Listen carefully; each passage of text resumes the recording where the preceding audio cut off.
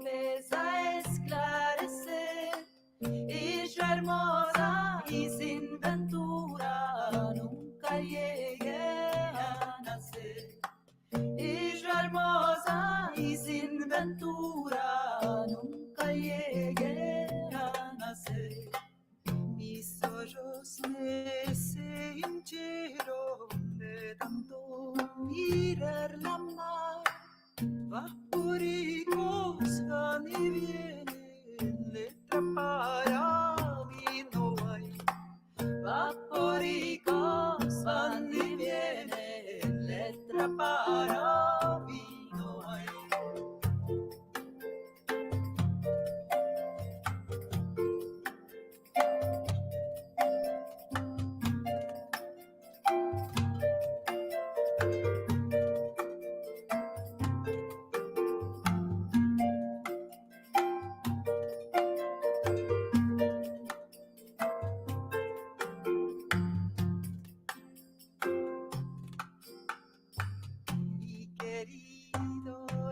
Hermoso, dos taras tiene con él, la una que arrollada dos, la otra que echa sheshbesh. La una que arrollada dos, la otra que echa sheshbesh. Mi querido es alto y vano y una vara de expander. Mi madre hizo cola, lo metió a detener. Mi madre hizo cola, lo metió a detener. La, la, la, la.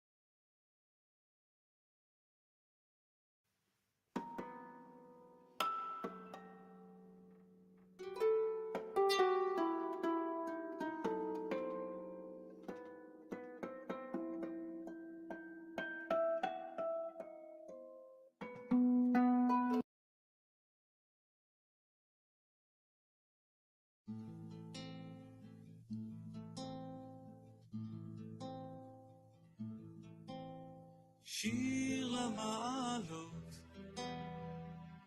אשא עיניי אל ההרים, מאין יבוא עזרי, עזרי מעם השם, עושה שמיים וארץ, אל ייתן למות רגליך, אל ינום שומרך, הנה לא ינום ולא ישן שומר ישראל, השם שומרך, השם צילך, על יד ימינך. יומם השמש לא יככה וירח בלילה, השם ישמורך מכל רע, ישמור את נפשך, השם ישמור צאתך ובואך, מעתה ועד עולם. שיר למעלות, אשא עיניי אל ההרים, מאין יבוא עזרי, עזרי מעם השם, עושה שמיים וארץ, אל ייתן למות רגליך, אל ינום שומרך.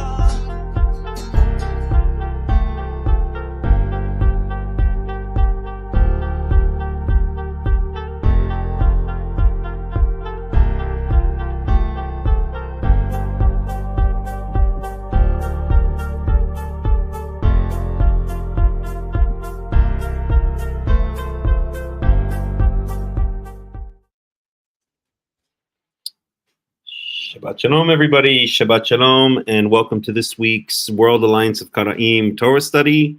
I am Hakham Melech ben Yaakov of the World Alliance of Qara'im, and we are going to be starting Leviticus chapter 17 today, which is very interesting, a little bit more Well, 16 was kind of accessible. 17, I think, is a little bit more so.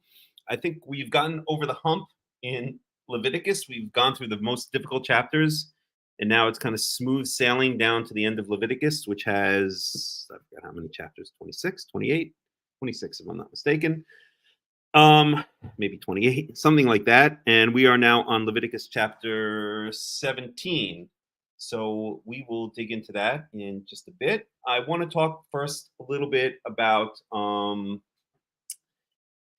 my plans to set up World Alliance of Qara'im, Karaite communities in Israel. So I'm trying to figure out the place where I think the first community, it would be appropriate to set up the first community. And I have 3 places in mind.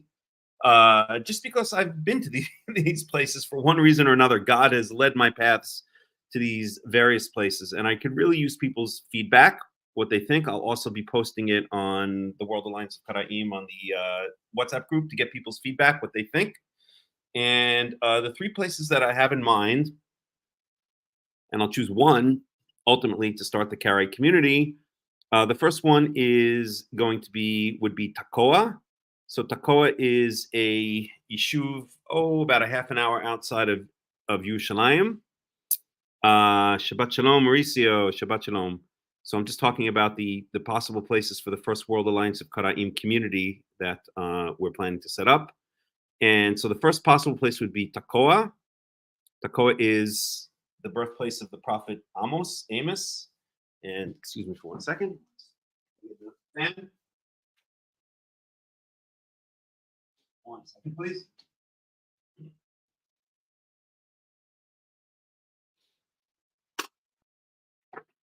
There we go. So Tekoa is the birthplace of the prophet Amos. In fact, the book of Amos starts off by saying that Amos was among the shepherds in Tekoa, or from Tekoa. So that's one possible place. Now, I'll talk about advantages and disadvantages of each one, and maybe this will help me come to some kind of clarification, because I've just been mulling it over in my head, and I just can't I can't come to a conclusion. So I also need your guys' feedback. So the first place, Tekoa. So Tekoa is a yeshuv, a settlement about a half an hour outside of Jerusalem. It's one of the West Bank settlements, basically.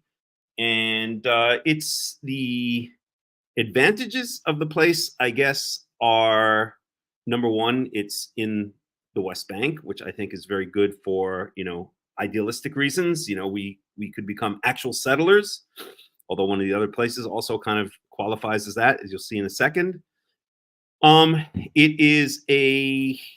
It's basically, at its base, I don't know. I don't even know if I could call it. It's basically kind of religious, a dati leumi, or religious Zionist yeshuv, but not really. It's very open.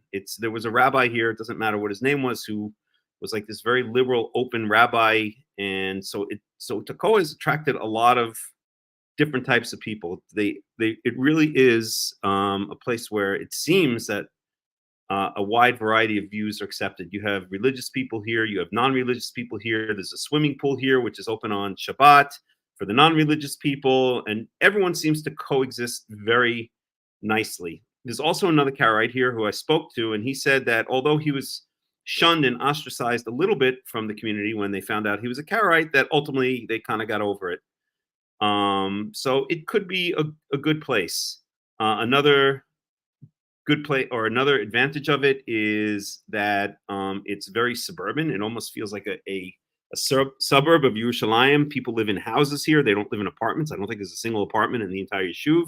People live in houses. They rent apartments. If you need to rent, then they rent apartments that are like on the top floor of someone's house, or parts of people's houses are for rent. So it's I wouldn't say it's easy because there's a lot of demand, but it's possible to come here and rent places and ultimately to buy.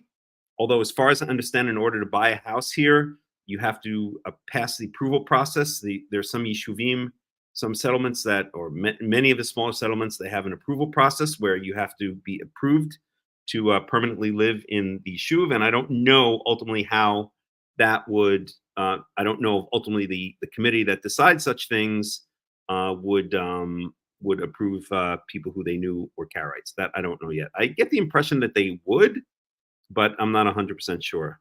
So it's definitely a place where people could come, they could rent, they could ultimately buy houses, and it could turn into, I don't want to say into a Karaite issue, but where definitely a Karaite community could grow, it seems, aside from the issue that I don't know how the committee that accepts, that ultimately decides whether people can permanently live in the shuv or not, would decide when it comes to Karaites. Another, I guess I wouldn't say disadvantage of the place, but personal disadvantage for me. Some people love it. It is out in the desert, not really the desert, but it's in a very sparsely natured kind of place. So some people love the desert. I do love the desert to a certain degree, but I really love places that are a bit more green and lush. And Tekoa is definitely not green and lush. Excuse me for 1 second. I'm gonna have to put things on hold, and I'll be right back. I just have to take care of something very briefly.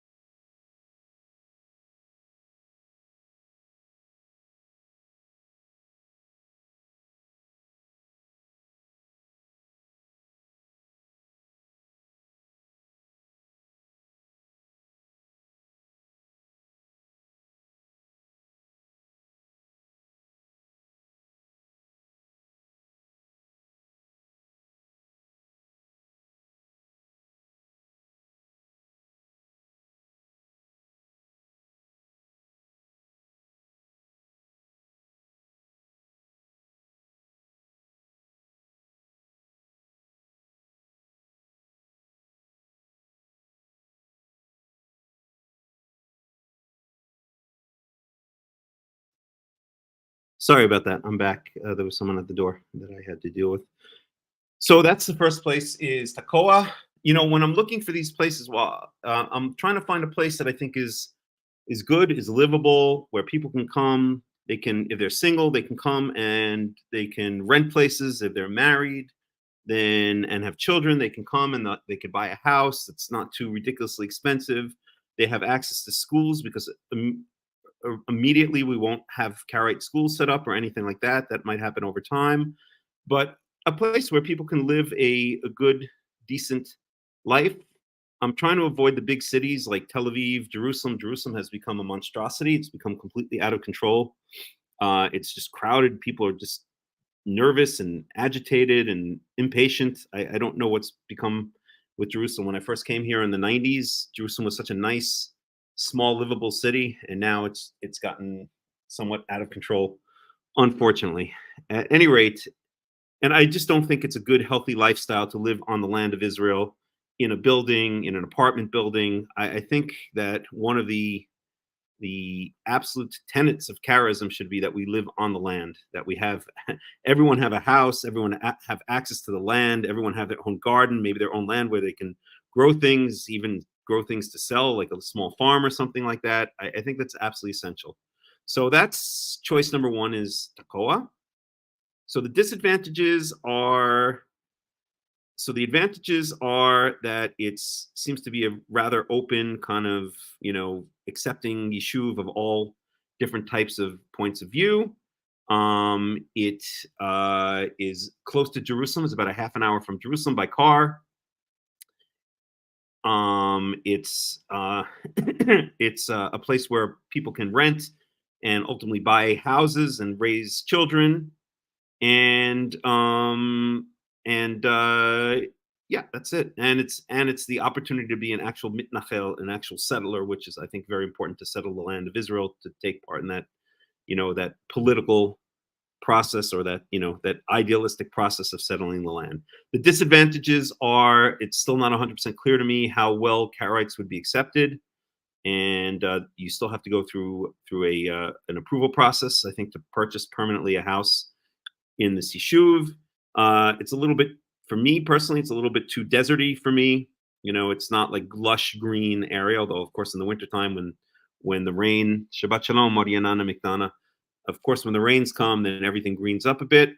And I guess the other disadvantage is, I don't know, those are, I guess, the main disadvantages. Okay, the second place that I'm thinking of is a place called Ma'aleh Hamisha. Ma'aleh HaChamisha. So Ma'aleh HaChamisha it's actually kibbutz, and but I don't know if you can actually rent or purchase homes on that kibbutz itself. But it doesn't matter, because there are many nice little communities right around there where for sure you can. But Ma'aleh Hamisha it's a kibbutz, I would say, between Jerusalem and Tel Aviv, but much closer to Jerusalem. It's kind of like a suburb of Jerusalem. Again, it's maybe half an hour, not even, maybe 20 minutes from the entrance to Jerusalem. It's kind of high hills, not as high as in the north. We'll talk about the north next, but kind of higher hills, maybe about the height of some of the hills of Jerusalem. And it's very I don't know if I'd use the word lush, but very green. It's very forested. There are a lot of planted forests around there. It's really kind of a beautiful spot. There are a bunch of other communities around there. Some a little bit larger, like Haradar, and some a little bit smaller, like Beit Nekofa. And it's very beautiful, and it's very much out in nature. At least most of it is, and some of the surrounding areas are. And it's within range of Jerusalem. It's not far from Jerusalem. It's about 20 minutes, as I mentioned, half an hour max to Jerusalem by car. And it's very neutral. It's a very neutral kind of spot. So it's not religious. It's not non-religious. There are basically little, communities or little towns in the area which run the gamut from completely secular to Haredi, to ultra-Orthodox. And there are plenty of opportunities to rent around there. There are plenty of opportunities to buy around there. Like I said, you're up in the hills. It's very forested. It's very green. there are a bunch of communities around there, like Givat Yarim is around there, and a bunch of others where people can easily buy, rent, move in, and we could establish a community there. It's also very accessible by road to Tel Aviv, to Jerusalem, as I mentioned. It's also very accessible by road to Tel Aviv. It's basically right near Kvish Mispar Achad, road number 1 or route number 1, which connects Jerusalem with Tel Aviv. I guess it's one of the main routes in Israel, and so it's very accessible to both of those cities, and it's very central in a certain sense. It's very much it's kind of a crossroads in the sense that it's, as I said, it has easy access to Jerusalem, it has easy access to Tel Aviv, but yet it's not urban. It's very suburban, and there's a lot of nature around there, a lot of beautiful nature around there. It's not isolated, right? It's definitely, there are definitely, I wouldn't say urban areas around there, but lots of suburban areas around there. So it's maybe a little bit less isolated than Tekoa, but it is Shabbat Shalom from driving. Okay, hello driving. Is that what I'm going to call you from now on, driving? But it has all of those advantages. So again, let's list the advantages and the disadvantages. The advantages are it's very accessible to Jerusalem, very accessible to Tel Aviv by car and by public transportation, although not so much by public transportation, but by car. There's no ideological bent to those areas. There's secular people, there's religious people, there's everything in between. It is a very beautiful area. It's up in the hills surrounding Jerusalem, and it's very green there. There are a lot of planted forests, a lot of opportunities for hiking and horse riding and all of this kind of stuff. It's not deserty at all. It's very foresty, but Israeli forest or Israeli forest that's not in the north. The north is really where the only natural forests are. It's Israeli planted forests, but it's very beautiful. Plenty of opportunities to rent around there. Plenty of opportunities to buy houses and apartments around there. And and there'd be no restriction based on ideology. There's no acceptance committee or anything like that. At least, again, when I say Ma'aleh Hamisha, that's the kibbutz, that's the center of the area where I was checking out, but there are a lot of other communities around it. So that's that. So what are some of the disadvantages? I guess the disadvantage is ideological in the sense that you're not a settler or anything. You're kind of, we're not far from the main road between Jerusalem and Tel Aviv. Maybe another disadvantage would be that I think that area is a little bit expensive to rent and buy, but nothing too out of the ordinary. Even Tekoa is not that cheap anymore. And maybe another disadvantage would be, I don't know. That's it. I can't think of any more disadvantages. Again, I guess maybe the main disadvantage is we wouldn't be getting the Shabbat Shalom, sorry. We wouldn't be getting the advantage of really being like, hardcore settlers, like settling the land. And I guess maybe another disadvantage is that it's definitely suburban, but there's not a lot of open land around there. So let's say someone wanted to start a farm or we wanted to start our own community or something like that, like our own yishuv, our own settlement. There wouldn't be a lot of opportunities to do that around there. That area is already pretty much built up. It's suburban, but it is definitely built up. So we would have to move in proximity in one of these communities or in some of these communities. So that is Ma'aleh Hamisha. Okay, and then the third possibility is Katzrin. So Katzrin, I went up and I visited twice. And there are some advantages and there's some disadvantages. So the main advantages of Katzrin, and by the way, for those of you who've just come, we're talking about where possibly we would set up our first World Alliance of Qara'im Karaite community. And I've narrowed it down so far to 3 different places. Tekoa, which is in the West Bank, about a half an hour outside of Jerusalem. Ma'aleh Hamisha, or the Ma'aleh Hamisha area, I should say, because Ma'aleh Hamisha itself is a kibbutz, and I'm not sure, again, if you can rent or buy on that kibbutz, but that's kind of in between Jerusalem and Tel Aviv, much closer to Jerusalem, so about 20 minutes outside of Jerusalem not on the main road, but in the hills above the main road, kind of above the main road, connecting Jerusalem and Tel Aviv.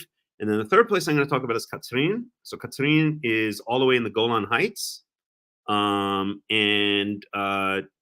The advantages, it's a small city, population around 10,000 in the Golan Heights. And let me talk about the advantages first. The advantages are that it's gorgeous. I mean, maybe not the city itself. The city's very nice and very livable, which I'll get to.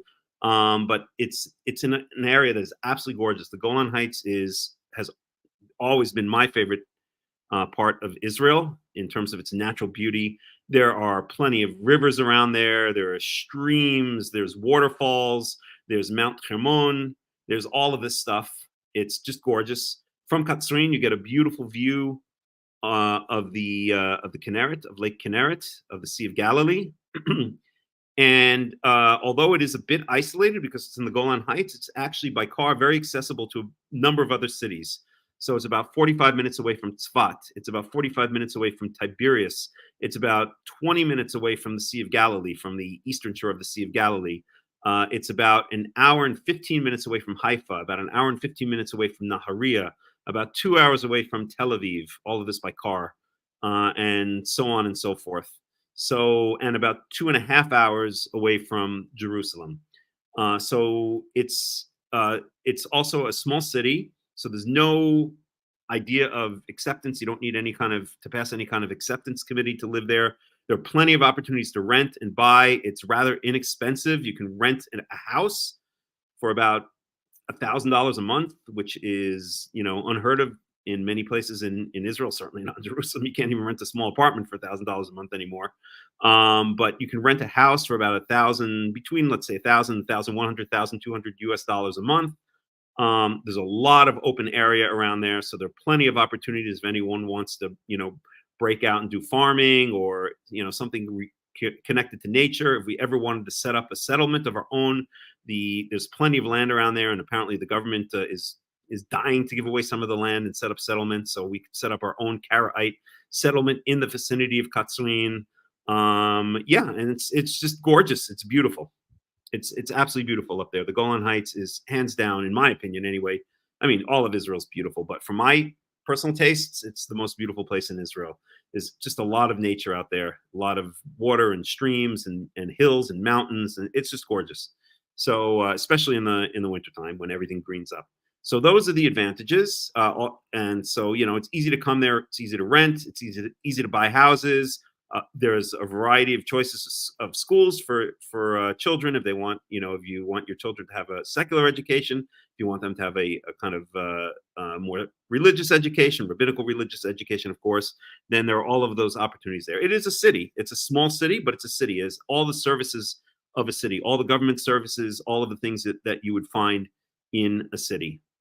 So those are the advantages. The two disadvantages of Katzrin are, number one, its distance from Jerusalem.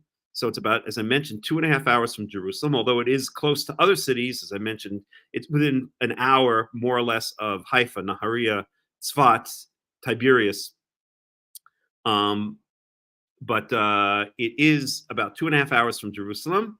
So I guess that's a disadvantage in the sense that for me personally, whenever I've lived in Israel, I've always been in the Jerusalem area, and Jerusalem is, of course, the heart of the country. So for us to set up a Karaite community like out in the hinterlands, basically, maybe is a disadvantage. Although, if we had a community, we could be doing regular trips to Jerusalem, or maybe we'd set up one community in Katzrin and another one in that area that I said, the Malay Chamisha area, or in Tekoa, which are much closer to Jerusalem. So that's one disadvantage. And the other disadvantage is the situation on the northern border right now, right? We've got Hezbollah on the northern border. We've got Iran, although Iran is not going to strike. I don't think they're going to strike the area of the Golan Heights because they don't need they would leave that to Hezbollah. They would if Iran is going to send drones and missiles as they've been perhaps threatening to, then that's going to hit other places. That's going to hit the cities like Tel Aviv and God knows what else. But there is Hezbollah on the northern border on a regular basis. There are missile attacks on Katzrin. There are drone attacks on Katzrin. Most of them are shot down by the Iron Dome system, but every so often one does get through. I don't think there have been many injuries or deaths, but there are here and there. And so, yeah, it's an active, I don't know if I'd call it an active war zone, but it is definitely a place where, there is, it's not as quiet there. Ironically, it's not as quiet there at this point in time as it is in Jerusalem or Tel Aviv or something like that. Although that could all change, they could end up that Tel Aviv and Jerusalem become, if Iran decides to attack, then Tel Aviv and Jerusalem could get the major hit, and Katsrin and the Golan Heights and the northern communities would just be dealing with whatever Hezbollah has to throw at us, which is not as much as Iran. So those are the two main disadvantages. It's distance from Jerusalem and the situation on the northern border. Okay. The main advantages are it's in the Golan Heights, which is actually absolutely beautiful. It's a very, very, it's a real city in the sense that it has all the services of a city, but it's a very accessible, small city. It's about 10,000 people in population, although it is growing. And it's very welcoming. People there have an attitude of kind of live and let live. Everyone is very independent thinking there. There's no sense of you have to think a certain way or not have to think a certain way, which might not be so much the case in Tekoa. And it's a beautiful, quiet, except for the war, except for the situation on the northern border, place in nature, surrounded by a lot of natural forests, although not right around Katsrin, with a beautiful view of the Sea of Galilee from the edge of Katsrin, in reasonable, accessible distance to cities such as Haifa, Nahariya, Tzfat, and Tiberias. And that's that. So those are the three places that I'm thinking of. And any ideas, any feedback that you can give me, where, if you were to join a Karaite community in Israel, where would you want to be? Would you want to be in Tekoa, be a settler in the West Bank, in a desert kind of situation, but that is also very welcoming to different types of ideologies and is very close to Jerusalem? Would you want to be in the Maleh Hamisha area, which is a nice forested, hilly area, about 20 minutes outside of hilly suburban area outside of Jerusalem? Or would you want to be in Katsrin, which is in the Golan Heights, which is a beautiful nature-drenched area with plenty of opportunities to work the land and to even set up settlements, but on the other hand, far away from Jerusalem, and the situation a little bit sketchy now, given everything that's going on in the northern border. So those are the three places that I'm thinking of: Tekoa, Ma'aleh Hamisha area, and Katsrin. So please let me know what you think, and I will ask also in the World Alliance of Qara'im groups, if not today, because today's Shabbat, but in the near future. Okay, so there we go. That's that issue.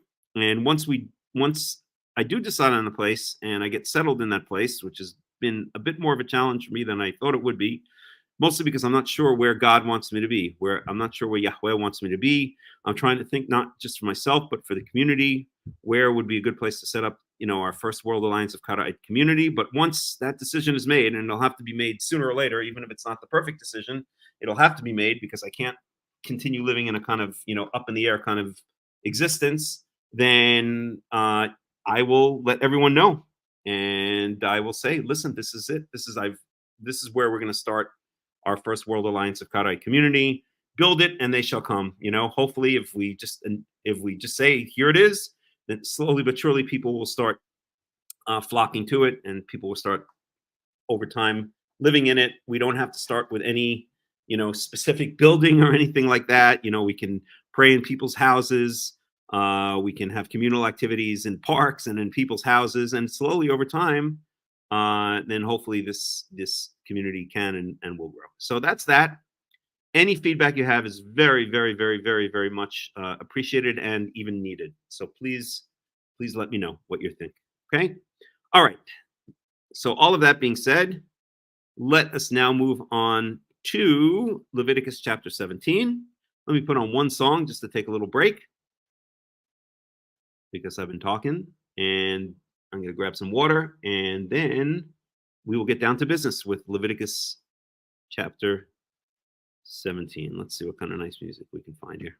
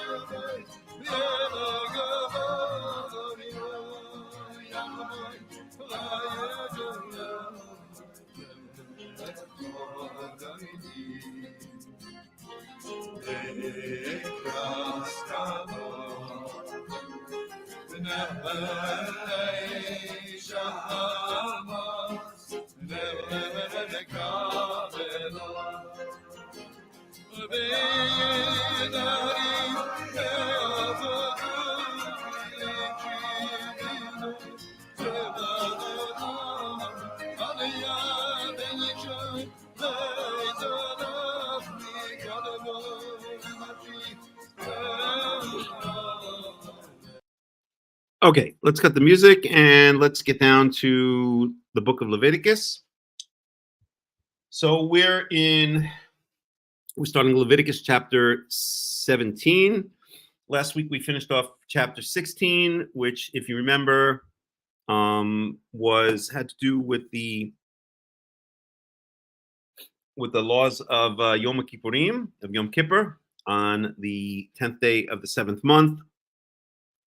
And we found out that the main purpose of Yom Kippurim is not to gain atonement per se for ourselves, but to gain atonement for the tabernacle / temple, or shall I say it a little bit differently, to gain atonement for ourselves, for the people of Israel, for the Kohanim and for the people of Israel, but not with regards to just general sins, like, oh, I spoke badly about my neighbor and I should have kept my mouth shut kind of thing. Although it's possible that that's secondary, because all of the sins are laid on the head of the scapegoat that's sent out to Azazel. And that seems to include all of the sins of Israel. But the main focus of Yom Kippurim is to gain atonement, is basically to cleanse the tabernacle / temple, to cleanse the mikdash, and to gain atonement for, first of all, the house of our own, the Kohanim, and also for all of the nation of Israel for having perhaps inadvertently spiritually soiled the tabernacle / temple over the previous year. And what does that mean, spiritually soiled? To either make ritually impure by coming in contact with it while being in a state of ritually impure. Actually, that doesn't make the tabernacle ritually impure, but defiling the tabernacle by people coming into a state of it while being ritually impure, or coming in contact with things that have been dedicated to the temple while being in a state of ritual impurity, or perhaps the Kohanim not carrying out the laws of the very detailed laws of the systematic of the sacrificial system and the related, the systematic worship of Yahweh as is laid out in the book of Exodus and Leviticus and other places, having messed up, right? Because the context of Leviticus 16 was that this was told to Moshe, who told Aaron after the death of Nadav and Avihu, after the death of the first and second born of Aaron, because they brought foreign fire, they brought an unwarranted, unlicensed incense into or to before Yahweh on the day of the inauguration of the Kohanim, or of the tabernacle, of the Kohanim, and so that was a violation of the very specific laws and rules that are laid out for the cultic, quote unquote. Again, that's a word that's loaded when it's used in academic settings, or when it's used in this context. It means the systematic worship of Yahweh. So all of the laws of the sacrifices, the laws of how the tabernacle is to be set up, what is to be done, let's say with the golden menorah, what's to be done with the incense altar, what the incense is to be made out of, when the incense is to be brought, so on and so forth. Okay, so we saw that in Leviticus 16, that the essence of Yom Kippurim is to gain atonement for, to wipe the slate clean for any mistakes that might have been made during the previous year, especially with regards to all of these things, with regards to the cult of worship of Yahweh, and perhaps secondarily with just the general sins of Israel. Oh, I ripped off bubble gum from the corner store, and I spoke badly about my neighbor when I shouldn't have, etc. Okay, so that's Leviticus 16. It definitely gives us a new perspective on Yom Kippurim, because we've been so brainwashed by the rabbis to think that Yom Kippurim is all about that second thing, about gaining atonement for the sins that we do on a day-to-day basis, or might have done on a day-to-day basis, just regular sins. Maybe I ate a cheeseburger. Well, that's not a sin in Karaism. Maybe I ate ham by mistake, or maybe I, when I lived in Portugal, that was always a fear.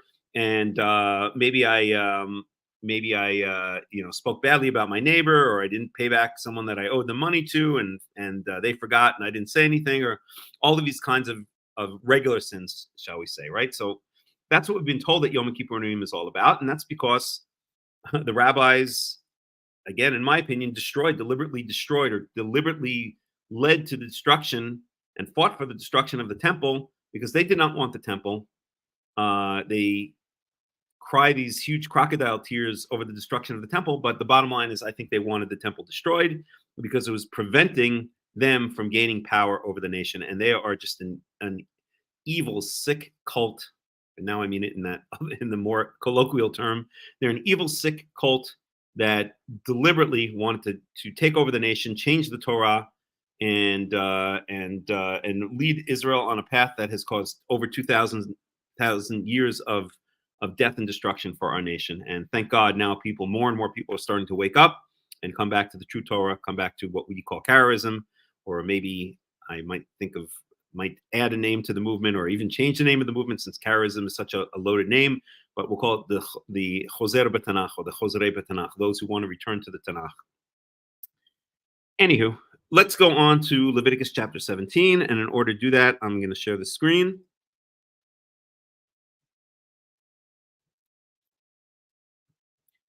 Differently. So there we go. Where's my pretty face? There we go.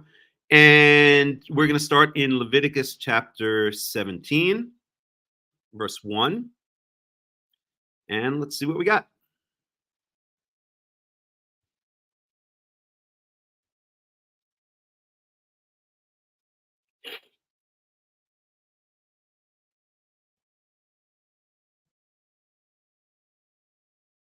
So as the headline says here, or as the heading says here in English, eating blood forbidden. Let's go over to the Hebrew and dig in.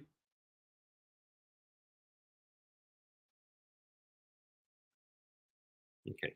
And I should get a sound check. You guys can all hear me okay? Everything is good. You can all see the screen. Please let me know. Somebody type in a Y or a yes, or we hear you, or whatever. Somebody.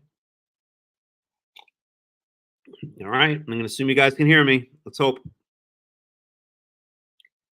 Alrighty. So we're in Leviticus chapter 17. Cool. Thank you, Mauricio. And we have in verse 1, YHWH Yahweh el Moshe lemor, the usual typical starting sentence or opening sentence for a set of laws that is coming. Yahweh spoke to Moses and said, or saying, or to say, verse 2, Daber el Aharon. So Moses is now told to speak to Aaron. That's exactly what we saw in chapter 16 when we got the laws of Yom Kippurim. God spoke to Moses after the death of the two sons of Aaron, and Yahweh said to Moses, speak to Aaron. Okay, so Moses is telling, God is speaking to Moses. Moses is speaking to Aaron. Okay, verse 2. Daber el Aharon wa el banao. So speak to Aaron and his sons. And whenever we see speak to Aaron and his sons, in this case, it specifically means he has two sons that are left. Two died already, Nadav and Avihu. He has two sons left, Elazar and Tamar. Elazar is now will take over for Aaron when he dies. But it also means, when it speaks to Aaron and his sons, it means to all of the Kohanim. It means these are laws for the Kohanim, for the priests. Okay? The Kol Bnei Israel, and to all of the children of Israel, V'amata, and why to all the children of Israel, we'll see in a second. V'amata alehem, well, let me say right now, it's these laws are directed first and foremost to the Kohanim, because they're the ones who are guarding everything that has to do with sacrifices, and we'll see this has to do with sacrifices. And it's also speaking to all, and he's also speaking, or it's also being told to all the children of Israel, because it's something that all of the children of Israel will be doing with regard to the sacrifices, or regard to slaughtering animals, as we shall see. And say to them, this is the thing that Yahweh has commanded. Verse 3, saying, verse 3, Ish Ish mi Beit Israel. Any person, and Ish, I think it's Robert Alter who points out that this phrase Ish, when it says this, it's meant to explicitly point out both men and women. It means every single person from among the house of Israel. Okay, it's not a very common phrase, Ish. In fact, let's see if we can find it. Let's go to Sefaria for a second. Bookmarks, Torah, Sefaria. Let me do just a quick search. We've seen this phrase once or twice before, but it's not too common a phrase. So I think we could do here, Ish.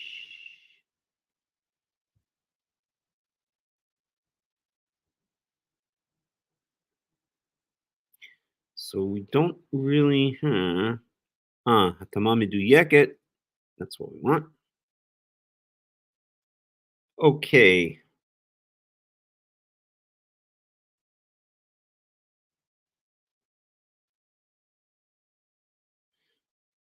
So it does occur in a number of places. So for instance, in, well, Leviticus 18, why is it not putting it in order?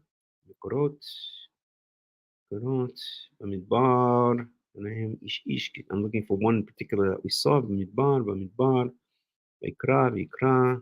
Then already we only want Tanach. There we go. Okay, so it does Ishmi, but it doesn't occur a bunch of times, but let's take one. Let's take Leviticus. I'm sorry, Exodus 36:4.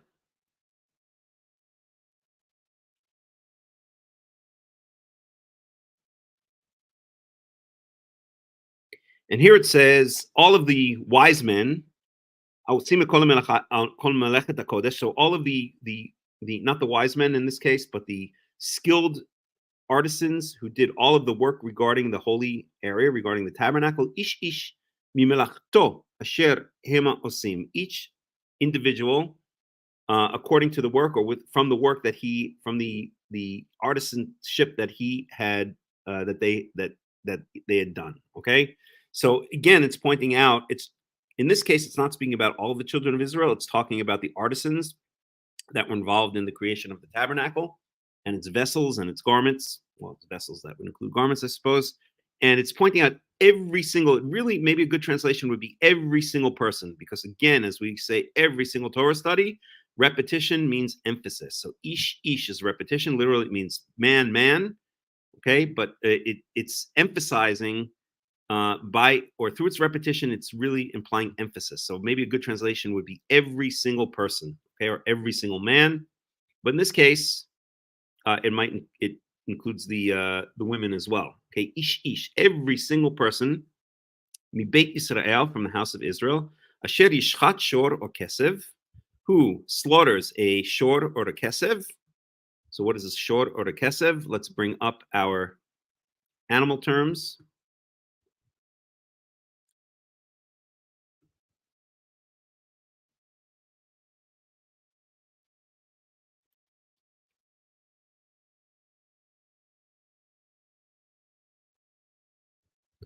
Okay, so we are looking for animal terms here. Animal terms. Whoops, I saw it and I lost it. There we go. Animal terms. So shor, we already know what a shor is. A shor is a bull, okay? One of the herd, okay? So here we have it listed as it could be a male or female. So it's a general term for a bull / cow. Kesev, let's find kesev. There's keves and there's kesev. So let's find kesev. There's kesev.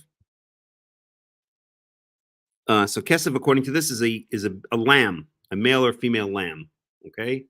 So basically, I think what it's saying is from the herd animals, meaning the bulls / cows, and the flock animals, meaning the sheep, or specifically does mean the sheep, because here we have goats. So those are the three types of main animals that are always mentioned. It's either the bulls / cows, the sheep, or the goats. Okay, so if you slaughter, meaning, well, we'll see what the context is. Okay, so I'll just say a cow or a lamb or a goat. B'machane, or yishchat michutz lemachane. So if you slaughter it within the camp or outside of the camp, meaning wherever, okay, wherever you happen to slaughter one of these animals,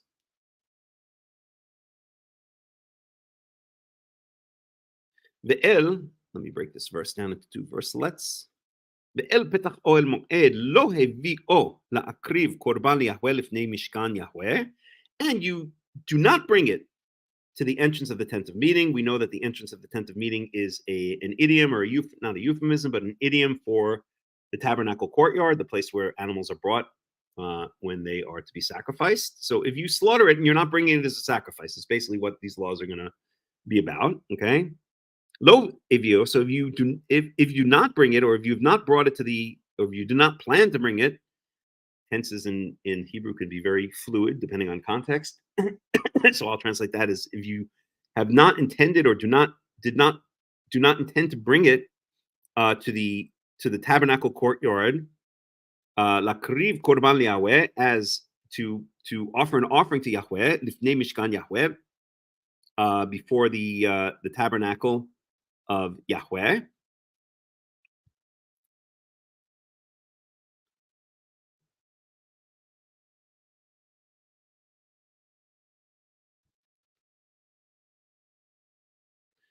Dam yachashev le'ish hahu, dam shafach v'nichrat ha'ish hahu mikerev amo.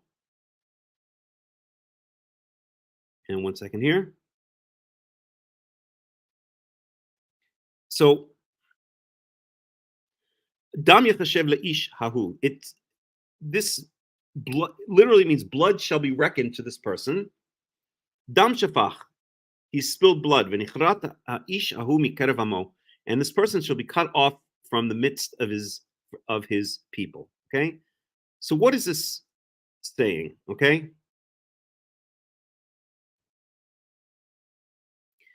this is saying that if you bring a sacrifice, if you slaughter a sacrifice to Yahweh, and you do it not at the tabernacle, then you are going to pay with your blood. Okay. In other words, it's going to be as if you spilled blood. You should spill blood you shouldn't have spilled, in this case, the blood of this sacrifice. And you are going to pay by being cut off from your people. In other words, a very serious crime. Okay, I want to read it again, or at least this part that I've highlighted here. Dam yachashev leish. So literally, blood will be reckoned to this person. Leishahu, to that person. Dam chafach, because he spilled blood, or he has spilled blood. V'nichrat ishahu mikerev amo. And this person shall be cut off from the midst of his nation. Excision. He'll be thrown out, or he'll be disconnected from his people. Okay, so it's as if he spilled blood that he shouldn't have spilled, and so now, since he spilled blood that he hasn't spilled, then it's kind of comparing it to murder, right? That's how bad it is, almost. I maybe that's a little bit of my speculation there, a little bit of my reading into the text, but I think that's the intention that the verse is trying to say. That it's as if he's spilled blood that he shouldn't have spilled, so he's going to have his blood spilled, but he doesn't explicitly have his blood spilled because he didn't murder anyone. But the punishment is also very serious, which is going to be excision. He's cut off from his people. He's cut off from his nation. Okay. Let's read on. Verse 5, Lema'an asher yaviu b'nei Yisrael et zivchechem asher hem zochim al pnei hasadeh ve'evi'um liyahweh el petach ohel moed el hakohen. And this is an order that the children of Israel should bring their slaughtered animals, which they slaughter, el al pnei hasadeh, out in the field, meaning out in the wilderness, ve'evi'um liyahweh el petach ohel moed, that they should bring him to Yahweh at the entrance of the tent of meeting, which again means the tabernacle province, the tabernacle courtyard, El HaKohen, and to the Kohen. Okay. So I want to get a little commentary on here. Let me close this off. Let's open up our Robbie altar.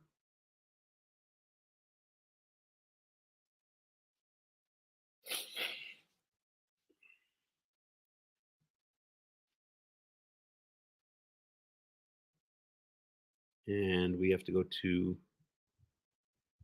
Leviticus 17.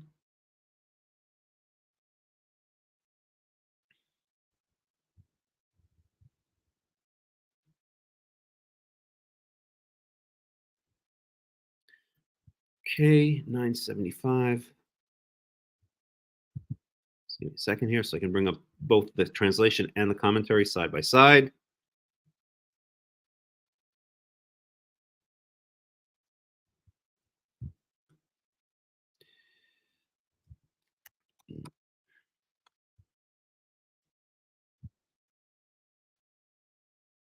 So let's see, first of all right, let's read some of these comments here.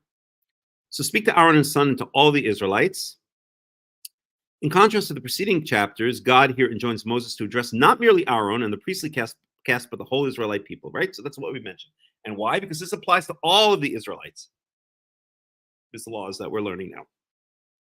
This pitching of the divine message to the entire populace is one of many signals that have led scholars since the 19th century to conclude that chapters 17 through 26, okay, well, that's documentary hypothesis stuff. I don't even want to get into that.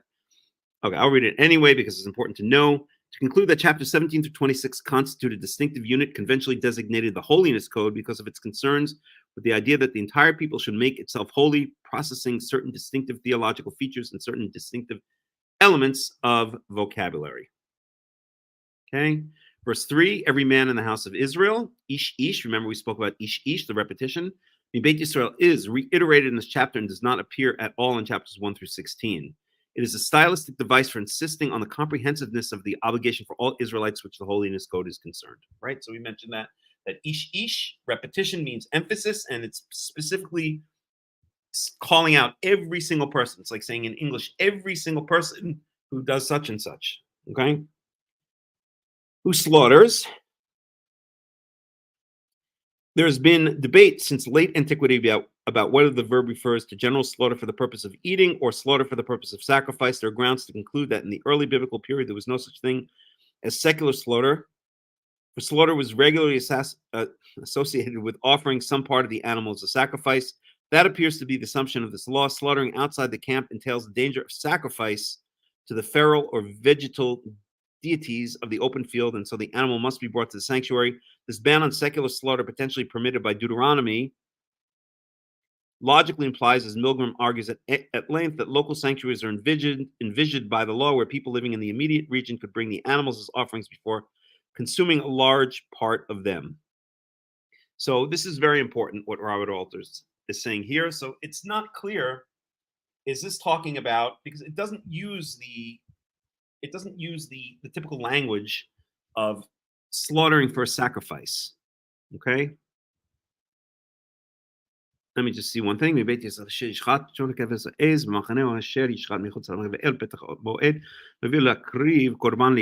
Right. So it doesn't, basically, if we take this at face value, this is saying that when you slaughter an animal, you're out in the field and you're hungry and you just want hamburgers, and you kill a deer or something like that. I guess those would be deer burgers. And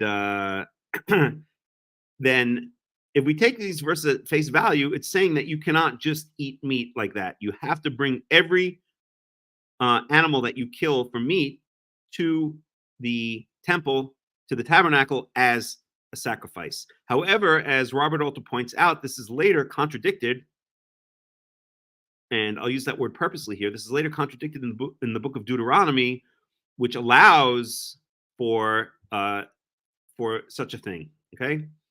I think one possibility, and maybe we'll look at those verses, okay? But later on, it does say in the book of Deuteronomy that if you slaughter an animal, you can eat it. You just have to spill its blood, but you don't have to bring it to the tabernacle as a sacrifice. I think one possible solution, and I'm just thinking out loud here, and I'll bet some of the commentators say that, is that these laws here are speaking about when the Israelites were in the desert. Because specifically it speaks about the Machaneh, the camp. It speaks about the Ohel Moed, the tent of meeting. It speaks about whether you slaughter an animal in the camp or outside the camp. Remember, at this point, the Israelites were eating manna. They're in the desert. Okay, they were supposed to be eating manna. I don't think it doesn't mean that they can't go out and slaughter, but basically their food at this point was the manna. Okay. So perhaps what's going on here, or very possibly what's going on here, is it's saying that while the Israelites are in the desert, that they're not allowed to slaughter animals just like that. Okay, that if they do slaughter animals, then they have to bring it to the tent of meeting as a sacrifice, and that restriction is later lifted as the Israelites are preparing to go into the land of Israel, as we'll see in the book of Deuteronomy. We will look at those verses in just a second. Okay. I don't know. That answer seems to make sense to me. Man, I'm sure some of the commentators must take that same approach, because it doesn't make sense otherwise, because the Torah never contradicts itself. Okay. It may say things that seem contradictory, but those are really talking about different contexts, or they're just misunderstood. Right. So I think that might be a good answer. I think I like that answer. That's my answer, and I'm sticking with it. And we'll look into it a little bit more and maybe get some other commentaries. Let's read a little bit more Robert Alter here. Okay, it shall be counted as blood. So we spoke about this. Let's see what Robert Alter's take on this. The starkness of this formulation is quite startling and very much in keeping with the emphasis throughout the chapter on the sacrosanct character of blood as the principal bearer and symbol of life. The person who slaughters an animal without having the priest cast some of the blood on the legitimate altar of Yahweh is considered to have committed murder, right? So basically, Robert Alter is saying what we just said, okay? That's like murder. It's being likened to murder. It's using the language of spilling blood. The language, when the Torah speaks about spilling blood, that implies murder. That's how bad it is, at least in the time when the Israelites were in the desert, if that is the correct understanding of what's going on here. That's how bad it is to slaughter an animal and not sacrifice it at the tent of meeting. The blood on the altar then, offered up to the deity with the burnt suet, suet means fat, the forbidden fats, the chelev, is an expiation for the blood of the animal spilled in the slaughtering process, a ritual recognition that the taking of life, even for the consumption of food, is a grave act that must be balanced by an act of expiation. Okay, that's an interesting idea, but it's not the main focus of what we want want to talk about here. Okay. Let's go on. Let's go on.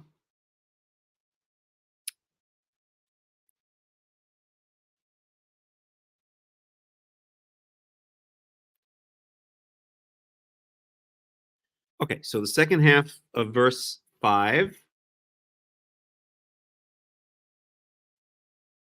וזבחו זבחי שלמים ליהווה אותם. ליהווה אותם. And this says, and they shall slaughter peace offerings, or again, we're calling them fellowship offerings, I think. Remember, that was the third type of sacrifice that we spoke about at the beginning of the book of Leviticus, the Yahweh Otam. And so basically, shall slaughter them as peace offerings, peace sacrifices, peace offerings to Yahweh. I want to read this whole verse again as a whole verse, just so I can parse it in my own head. למען אשר יביאו בני ישראל את זבחיהם אשר הם זובחים על פני השדה והביאום ליהווה אל פתח אוהל מועד אל הכהן וזבחו זבחי שלמים ליהווה אותם. So basically I think what this is saying is that at the time that the Israelites were in the desert, that they are not allowed to eat animals just like that. They have to bring them as sacrifices. If they want to eat animals, any animals, they have to bring those animals as sacrifices. Or shall I clarify, if they want to eat mammals, then they have to bring those mammals as sacrifices. This is the time in the desert. And I think this is because the camp was so nearby, right? People are not going to wander off too far. It's not like they're living throughout the entire land of Israel. They're all concentrated in this machaneh, in this camp. Oh my God, I have to plug in a second. And I think also because maybe they just come out of Egypt and they were just used to sacrificing everywhere. I think there are all kinds of reasons, but I think that's basically what it's saying. Verse 6.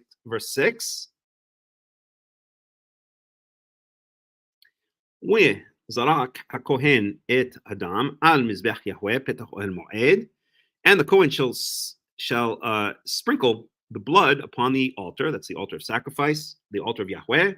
Petach Ohel Moed, at near the entrance of the tent of meeting, or at the entrance of the tent of meeting. And shall make the forbidden fats, the fats that are always given to Yahweh, no matter what. We know one thing, and the rabbis actually disagree with this, but I think it's quite clear in the Tanakh, in the Torah, we've spoken about it before, that no matter where and when you slaughter an animal, that the forbidden fats are never to be eaten. Those are always the food of Yahweh. And if you can't give them to Yahweh as food, then they're discarded. So to the fats, so to take the fats and make them go up in smoke as a sweet smelling scent to Yahweh. Verse 7. ולא יזבחו עוד את זבחיהם לשעירים אשר הם זונים אחריהם, חוקת עולם תהיה זאת להם לדורותם. And so that they should no longer slaughter their slaughtered animals, or slaughter their, it's not sacrifices here, slaughter their slaughterings, the Se'irim. And Robert Alter translates this as goat gods, and we'll talk about why in a second.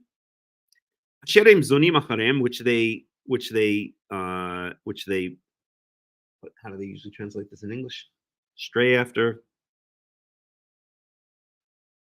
Yeah, prostituted is better, right? Which they prostitute themselves after. In other words, they're acting like prostitutes because they're sacrificing to other gods. Okay, they are lying down with figuratively speaking, with every other god.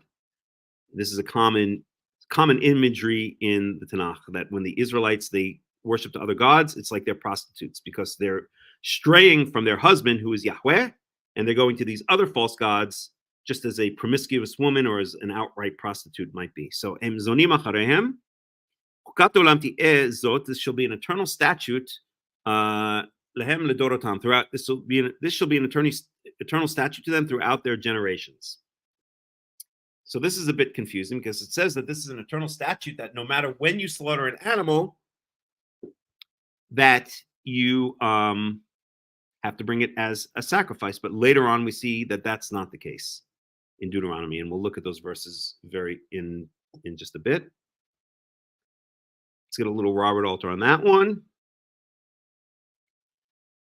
So he translates that as goat demons. I'm curious to see, I got to plug in a second. I'm curious to see how Everett Fox translates that one. So let's look at that. So that's Leviticus 17. Oh.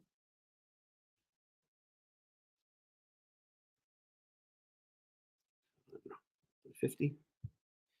Yep, too far. Ooh.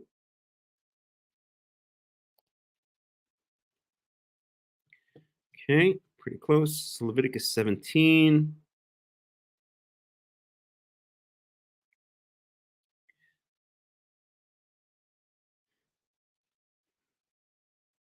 So this is how Everett Fox translates these verses. Yahweh spoke to Moses, saying, "Speak to Aaron and to his sons and to all the children of Israel, and say to them, this is the word that Yahweh has commanded, saying, any man of the house of Israel who slays an ox or a sheep or a goat in the camp, or slays it outside the camp, and to the entrance of the tent of appointment does not bring it, to bring it near as a near offering to Yahweh before the dwelling of Yahweh, blood guilt is to be reckoned to that man. Blood has he shed, and that man is to be cut off from amid his kinspeople, in order that the children of Israel may bring their slaughter offerings that they are slaughtering in the open field, that they may bring them to Yahweh, to the entrance of the tent of meeting, tent of appointment, to the priest, and slaughter them as a slaughter offering of shalom to Yahweh." Verse 5. The priest is to dash their blood against the slaughter site of Yahweh at the entrance of the tent of appointment, and is to turn the fat into smoke as a soothing savor to Yahweh, that they may slaughter no longer their slaughter offerings to the hairy goat demons after whom they go whoring. A law for the ages shall this be for them throughout the generations. So he translates it literally as the hairy, and I'll explain why in a second, and then he puts in parentheses goat demons. So he does believe that these are goat demons. Okay, why does he say hairy? Therefore, well, the word sa'ir. Let's go back to our animal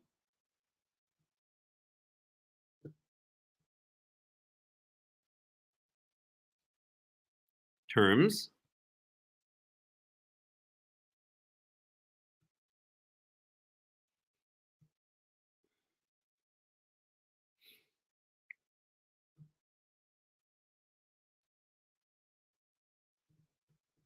Okay.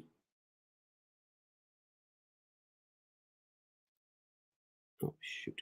Why does it keep on doing that? Okay, animal terms. And here we have the word sa'ir, which here we're translating as a kid, meaning a baby, a male or female young goat, a baby goat. Okay. And so why does he translate that as hairy? Well, the word sa'ir means hairy, actually.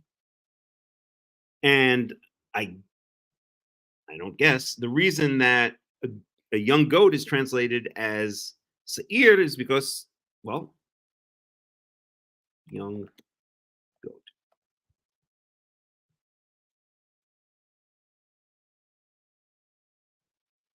Let's see if we can find a good one. Oh, they're so cute. Who wants to hurt these little animals? I don't know. I can't find a good one, but I guess they were considered pretty hairy because some of them have long hair. Young goat, long hair. There we go. Something like that, maybe. Long-haired goats. Whoa. What happened? Right there. Well, you get the idea, okay? At any rate, that's why he translates, because the literal words, the word sa'ir literally means hairy, but in the context, or when it's used as an animal, it means a goat. I guess because goats, or maybe the types of goats that the Israelites had, were hairy. Okay.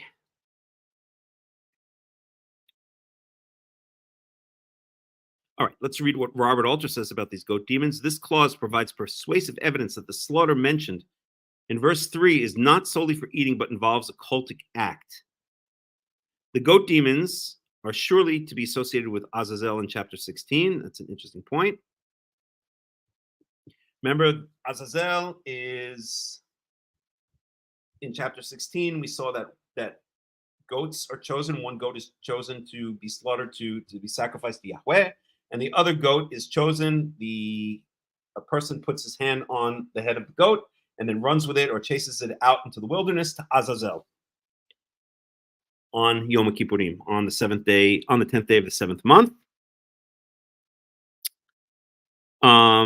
And we said that at least Robert Alter believes, and many commentators believe, that Azazel has to do with these goat demons, because Az is related, or is very possibly related to the word for goat, Ez. Ez is a goat, so Azazel could mean, we might have repetition here, so Az, okay, goat. El might mean God, so the goat god or something like that. That's for sure not certain, but that's what it very possibly means, to the goat god, okay? It doesn't really 100% make sense to me, because I don't think that Israelites, that the Torah would tell us to send this goat out to the goat god. But I don't know, it's very confusing. Nobody really knows what Azazel means. I'm just giving one possible interpretation that we've spoken about and that I've heard, okay?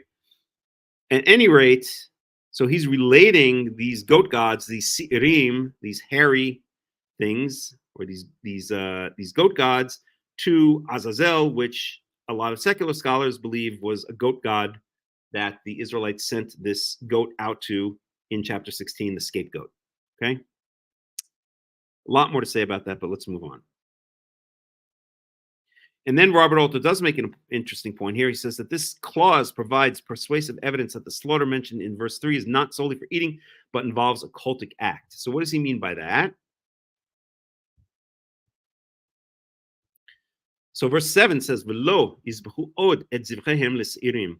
So what's the reason that they're supposed to take these animals into the camp, into the tent of meeting, and sacrifice them on the altar? In order that they no longer sacrifice them to the goat gods, the hairy goat gods, that they prostitute themselves after. And this should be an eternal statute. So basically what Robert Alter is saying, that this implies that this is not speaking about regular slaughtering, but this is speaking about the fact that if someone is going to sacrifice an animal, then it better be at the tent of meeting to Yahweh and not just to the goat gods out in the wilderness. Okay? So it can go either way. It can go either way. Of course, if that is the case, that we're talking about animals that are sacrificed, then therefore it gets rid of, or it abrogates the contradiction that we may have with Deuteronomy, where it says you don't have to bring it to the tent of meeting, okay, if it's not a sacrifice. Okay. I'll read one more sentence, then I got to plug in. And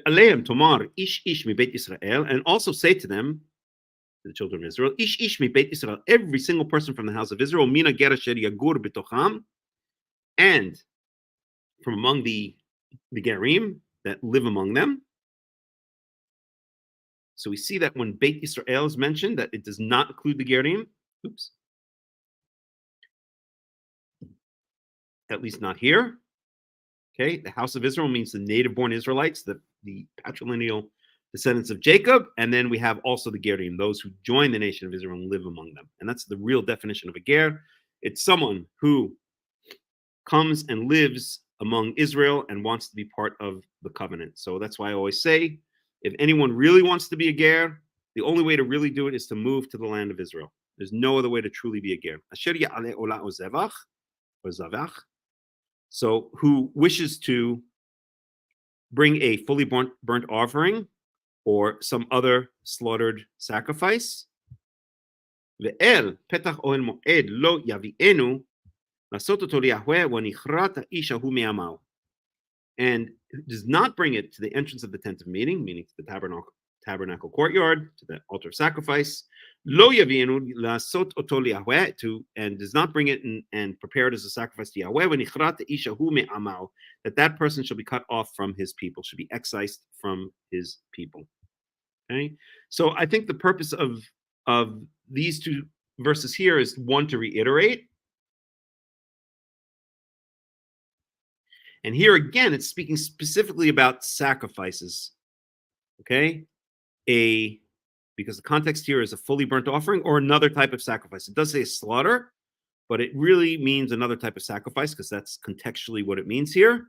So this includes also the gerim in this prohibition, and I think that's the main purpose here, and also to act as a summary sentence and a reiteration sentence, which we have a lot in the Torah. Okay, so this extends it to the gerim. If a ger, it's not only a native-born Israelite, but if a ger wants to sacrifice, ger is someone who lives among the children of Israel and has adopted the covenant as well, that they also better bring that sacrifice to the tent of meeting and not just sacrifice it out in the desert to the goat gods. Okay, let me take a break for a minute and plug in. Any questions, any comments before I do? Anybody?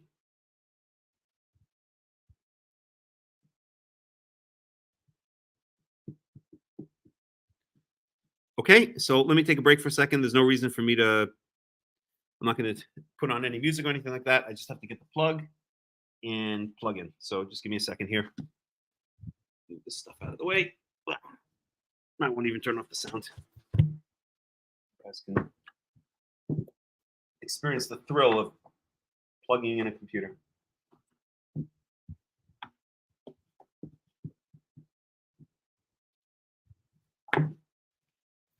All right, let me get the other piece that I need.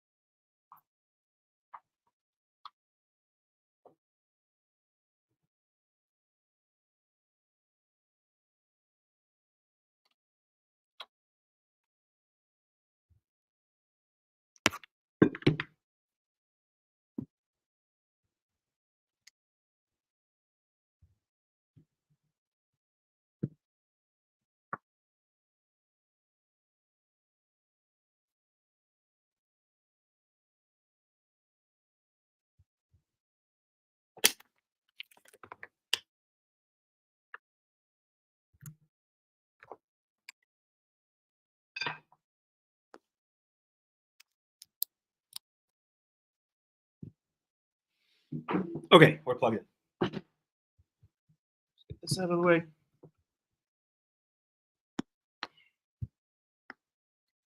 Okie dokie. Human transfusions are no problem whatsoever. That has nothing to do with anything. You're not eating the blood. You don't need to, humans are not sacrificed on the altar. So you don't need to take human blood and sprinkle it on the altar. Humans are not sacrificed. Humans are not eaten, at least not in most countries. If you want to see something interesting, you can look up the CNN reporter who was almost eaten by cannibals. You just Google CNN reporter cannibals, and you'll get a interesting YouTube video to come up. Hey, why didn't this plug in? Oh, there we go. Well, 3%. To make a long story short, Ruth, there's absolutely no prohibition against transfusions whatsoever. That has nothing to do with this issue whatsoever. We're talking about the blood of animals which can be sacrificed on the altar of Yahweh, and human beings are not one of them. Okay.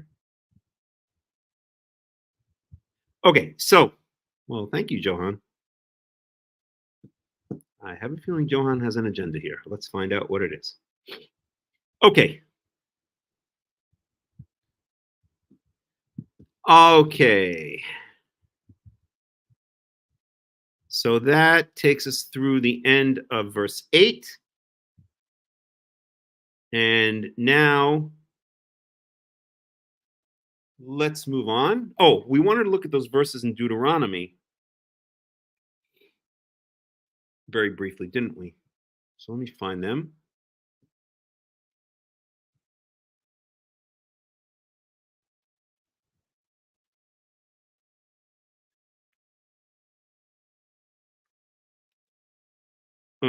I have to remember chapter and verse now. Let's see.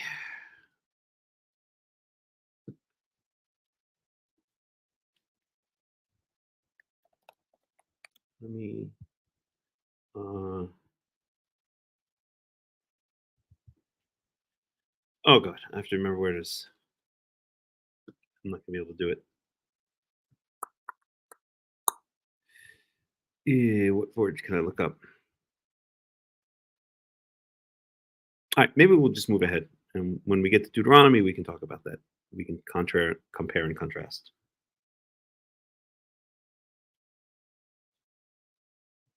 Okay, so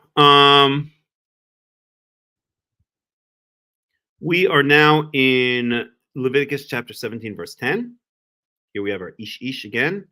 Every single person.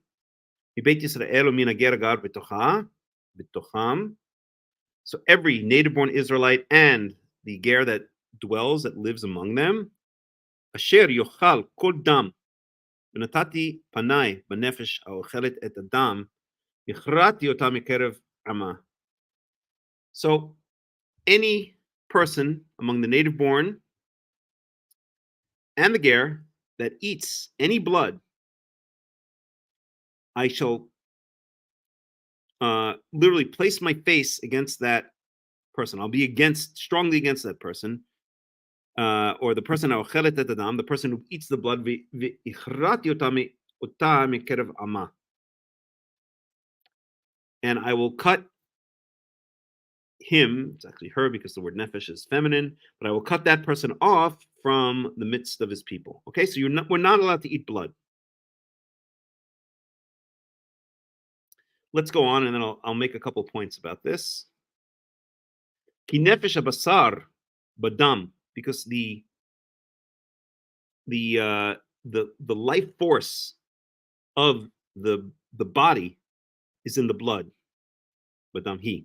Va'ani natatiu lachem ala mizbeach, and I've given it, meaning the blood, to you, ala mizbeach, on the altar, nechaper al nafshotechem, in order to atone for yourselves, your souls, yourselves. Kedam hu b'nefesh yichaper, because the blood is able to make atonement for your souls, for yourselves. Okay, so is this a prohibition? Question. Is this a prohibition against eating the blood of any animal on the face of the earth? What do you think?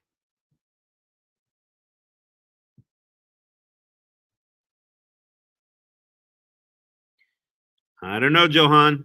It's not up to me. So, question. Is this a prohibition against eating all blood of any animal on planet Earth? What do you think? Mauricio says yes. Ruth says yes. What about fish blood? Are we allowed to eat the blood of fish? What do you think?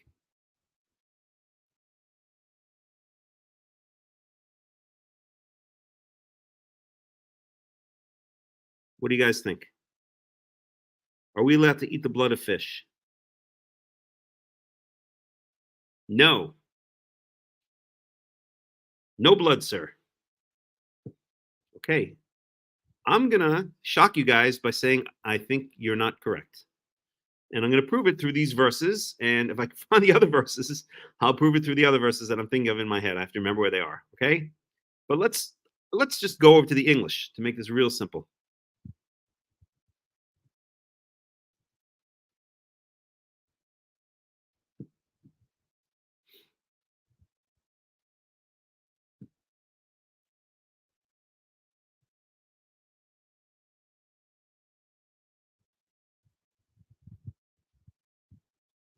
So any Israelite, we're in verse 8 in the English, any Israelite or any foreigner residing among them who offers a burnt offering or a sacrifice and does not bring it to the entrance of the tent of meeting to sacrifice to the Lord must be cut off from the people. I'm sorry, that's not where I want. Okay. I will set my face against any Israelite or any foreigner residing among them who eats blood. and I will cut them off from the people, for the life of a creature is in the blood, and I've given it to you to make atonement for yourselves on the altar. I've given that blood for you to make atonement for yourselves on the altar. What types of animals are allowed to be sacrificed on the altar?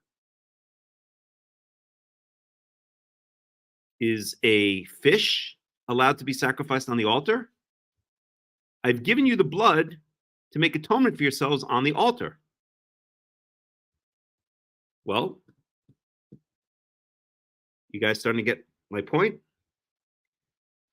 The prohibition against eating blood only applies, at least in this case, only applies to the animals that can be brought as sacrifices on the altar. Okay? And perhaps by extension, other mammals and other birds.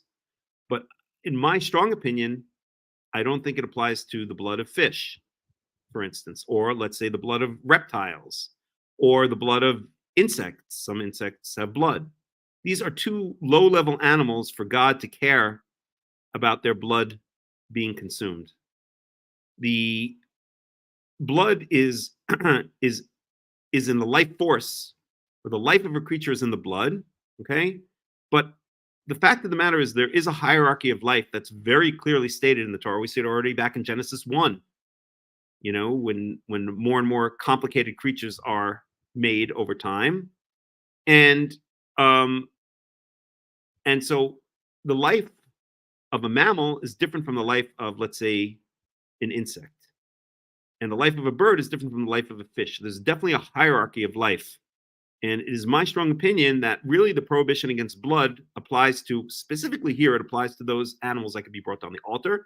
The only types of animals that can be brought on the altar from among the mammals, kosher mammals, and birds. We've only had two types of birds ever mentioned that can be brought on the altar. And that is the Yonah, the Ben Yonah, and the, why am I forgetting the other one? And the other one, which for some reason is escaping my mind right now, okay? But I think by extension, this perhaps means the blood of all mammals and all birds, and we'll see a little bit below. But I don't think it includes the blood of lower level animals, such as fish, reptiles, insects, and so on. Okay? Let's read ahead a little bit.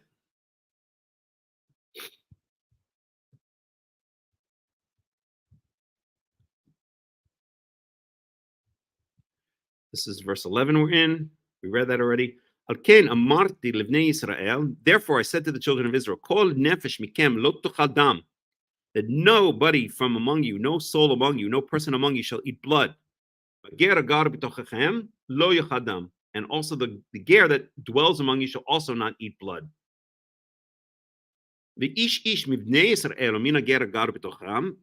And every single person from among the children of Israel and from among the ger that dwells among them, asher yatzud tzayed chaya or of asher ye'echel v'shafach damo v'kisahu be'afar. And any native-born Israelite or any ger among you who hunts an animal, chaya, and a chaya here specifically means a mammal, a wild animal, like a deer or a gazelle or a ram or whatever else might be out there, okay? Or of, asher yechel, or a bird which may be eaten. So we're speaking about the kosher mammals and the kosher birds, v'shafach damo v'kisau ba'afar, that he should cover over he shall spill his blood onto the ground and cover it over with dust. Okay? It doesn't mention anything here about fish. It doesn't even mention anything about animals that are not to be sacrificed on the altar. This is very specifically. Now, there are other places where you might be able to extend it out to animals in general. And we'll take a look at that in a second, specifically in Genesis with the story of Noah, when Noah gets off the ark. But here, it's very specific that those animals which can be sacrificed on the altar, you are not allowed to eat the blood of those animals which can be sacrificed on the altar. That's what these verses are saying. It's not speaking about blood of a fish. It's not speaking about blood of a turtle. It's not even speaking about, specifically here, about blood of a pig. I'm not saying you can go ahead and eat the blood of a pig, But this is not what that's not what these laws are speaking about. These laws are very specifically saying that that the blood of the animals which can be sacrificed on the altar, if you're not going to bring them as a sacrifice, then you're not allowed to eat their blood, because that blood should be sprinkled on the altar as with the sacrifice. But if you don't bring it as a sacrifice, if you're just killing it for food, then you're not allowed to eat their blood, because that blood belongs sprinkled on the altar. Okay? You guys hear what I'm saying? All right, let's look at some comments. Just thinking, when we have a temple and a priesthood again, and the sins of Israel placed on the head of the goat, I don't think the goat will survive the heavy burden. We're going to need a really big goat. For us, is more about the amount of blood, since even a steak has some blood in it. That's true too, right? So that's another issue. And really, what it means to remove the blood is just to slit the neck and let the blood drain out. Whatever remains after that is not considered eating the blood, because, as you said, blood will remain everywhere in the animal, right? Okay. Let's get to the end of chapter 17, and then maybe we'll go back and speak about some of these things in a bit more detail. Because the life force of every animal, literally of every flesh, damo, is its blood. Benafshohu. I'm sorry, let me read this again. Ki nefesh kol basar, damo, benafshohu. Because for every single animal, damo benafshohu, his blood is in his life force, or is his life force. But mar levnei Israel, and therefore I said to the children of Israel, dam kol basar lo tochilu. Therefore I said to the children of Israel, shall not eat the blood of any animal, ki nefesh kol basar damo. Because the life force of every animal is its blood, damohi, kol ochlav yicharet, and anyone who eats it shall be cut off. Verse 15. V'chol nefesh asher tochal nivela utrefa, and any person who eats a nivela or trefa, a nivela is an animal that naval, that wasted away, that died on its own, or trefa, and a trefa is an animal that was killed by another animal. So an animal that died on its own, like a sick old animal that just dies on its own. Or trefa is an animal that's been hunted down and killed by another animal, and its carcass just left out in the open field. Bezrach ubager, among the native-born Israelite or among the ger, that if he does do such a thing, that he should wash his clothing, launder his clothing, and bathe his body in water, and then he will remain unclean, will remain with the cooties until the evening, and then he becomes clean. So if you went ahead, you're not supposed to, we'll see this elsewhere, but at least the native-born is not supposed to eat an animal that died on its own or that was killed by another animal. And if the native-born or the ger does do such a thing, I don't know, someone served you a hamburger and you didn't realize it was, the opossum killed out on the, or the, I don't know, the cow killed out on the interstate, right, my southern friends? So you ate it. If that happened, you're not supposed to. At least the Ezrach is not supposed to. But if you did, then now you become ritually impure. Now you have the cooties. You have to wash your clothing because maybe it dripped on your clothing. You have to wash your body because maybe it dripped on your body or it's been imbibed by your body. And you remain with the cooties until the evening, and then then the cooties go away. Okay? And if he does not wash his clothing or bathe himself, then he shall bear his sin. In other words, God's saying, then God will decide based on the context. God will take it out of his hide. No punishment is explicitly stated, but there'll be a price to pay. The piper will have to be paid. Okay, and that is the end of chapter 17. Okay, I think what I want to do, because there's a lot of complicated stuff here, let me just go to the Robert Alter and read it through in the English from the beginning to the end, and then let's talk about a couple of issues that have been raised. I'll try to find those verses in Deuteronomy. We'll look at Genesis, and we'll compare Genesis when Noah is told that blood of an animal must be spilled on the floor and cannot be eaten. And let's try to make some sense out of this. But let me just go through it very quickly in English. In chapter 17, just so we can get it in our heads again. And Yahweh spoke to Moses, saying, speak to Aaron and to his sons and to all the Israelites, and you shall say to them, this is the thing that Yahweh has charged, saying, every man of the house of Israel who slaughters a bull or a sheep or a goat in the camp, who slaughters outside the camp and does not bring it to the entrance of the tent of meeting to bring it forward as an offering to Yahweh before Yahweh's tabernacle, it shall be counted as blood for that man. He has spilled blood, and that man shall be cut off from the midst of his people. Verse 5, so that the Israelites will bring their sacrifices, which they sacrifice across the open field, and bring them to Yahweh, to the entrance of the tent of meeting, to the priest, and they shall sacrifice them as communion, as peace sacrifices to Yahweh. And the priest shall cast the blood on Yahweh's altar at the entrance of the tent of meeting, and turn the fat to smoke as a fragrant odor to Yahweh. And they shall no longer sacrifice their sacrifices to the goat demons, after which they go whoring. So all of that would imply, if we take the whole thing in context, would imply indeed that animals that might have been sacrificed or that were being offered as sacrifices to these foreign gods, the goat demons, now you should no longer sacrifice to the goat demons, but you should sacrifice only to Yahweh on his altar. So that would imply that we are talking about animals that were sacrificed. They were just being sacrificed to the wrong god. They were being sacrificed to the goat demon. And it's not speaking about any animal that's just killed for food. An everlasting statute shall be for them for the generations.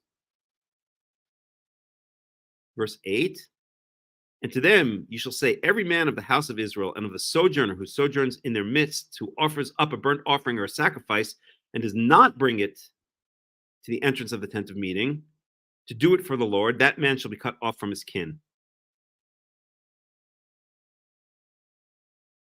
So again, this implies just sacrifices, right? Offers up a burnt offering or a sacrifice, but does not bring it to the entrance of the tent of meeting. So again, this is implying not just animals that are killed for food, but animals that are sacrificed, but are not sacrificed to Yahweh on the altar of Yahweh.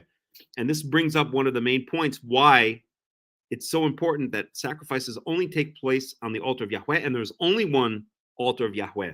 This is a way of preventing the Israelites from whoring after these foreign gods, of sacrificing to these foreign gods. If Yahweh had set up 25 altars around Israel, then how can he keep an eye on all of them, right? It almost invites people to kind of start sacrificing all over the place, to sacrifice to every god all over the place. By centralizing the sacrifice of Yahweh to one particular place, the tent of meeting or the altar outside the tent of meeting, this makes sure that everyone knows if you're going to sacrifice, there's only one place to do it. There's only one God to do it to, right? There's one God, one place to sacrifice. Not on every hilltop and under every leafy tree, or not so the Tanakh has to say as many as your city, as multitudinous as your cities are, Judah, so are your gods. Okay, one place, one God.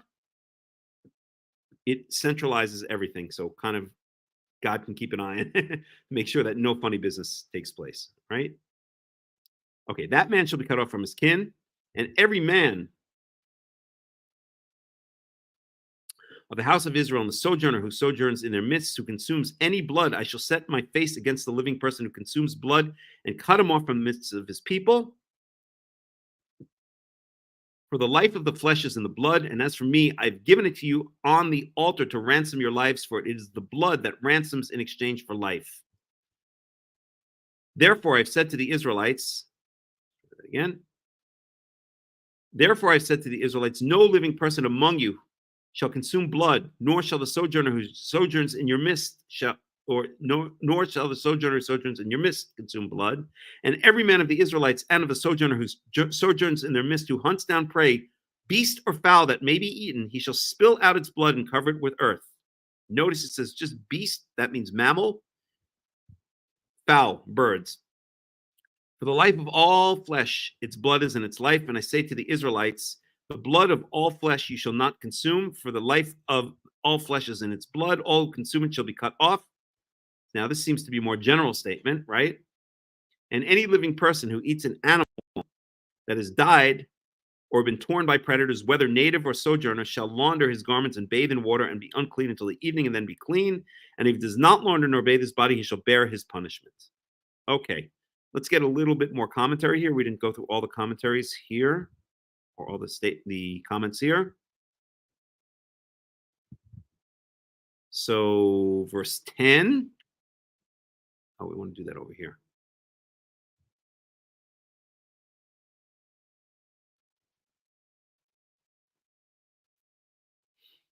So verse 10 is every man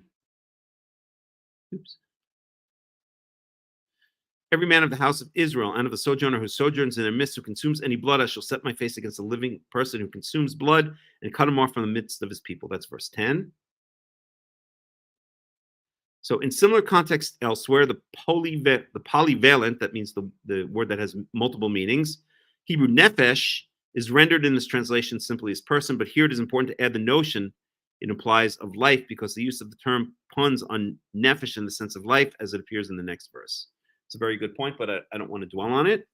I've given it to you on the altar to ransom your lives. The conception of sacrifice as expiating substitution is made perfectly explicit here. The bloodshed equivalent to murder involved in slaughtering the animal is made good through the divine provision by the sacrificial blood cast on the altar to ransom or atone for your lives. That also is an important point, but I don't want to focus on that because that's not the main thing we're speaking about. Verse 12, as in verse 10, the fraught term nefesh is poignantly used rather than ish, man. Spill out his blood and cover it with earth. In the case of game, and that means mammals that are killed out in the field, perhaps typically downed with an arrow, the beast or bird is not fit to be brought as an offering to the altar. So a different mechanism is employed to respect the sacrosanct nature of the lifeblood, spilling it out on the ground and covering it with earth. For the life of all flesh, as verse 14, its blood is in its life. The syntax here literally reproduced in the translation is a little crabbed, leaving the relation of terms slightly uncertain. One suspects that the writer was impelled by the desire to insist repetitively on the equation of dam and blood and nefesh, life. Okay.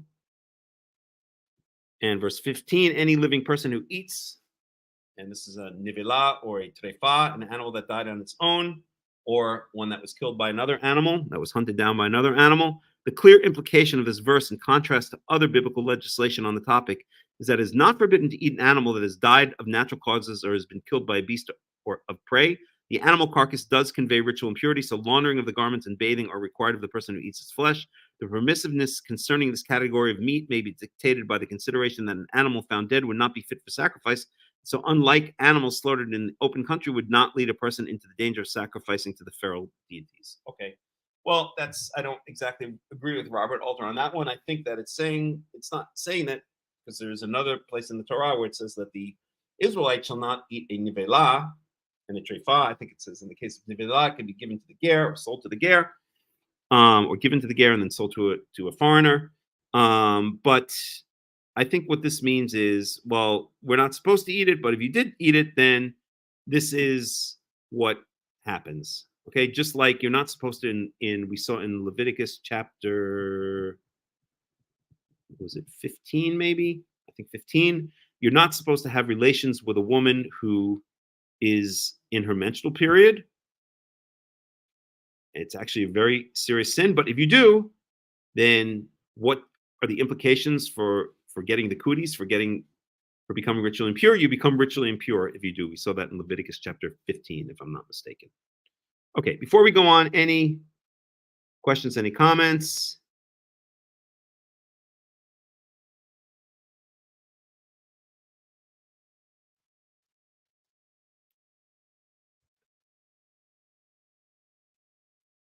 Anybody?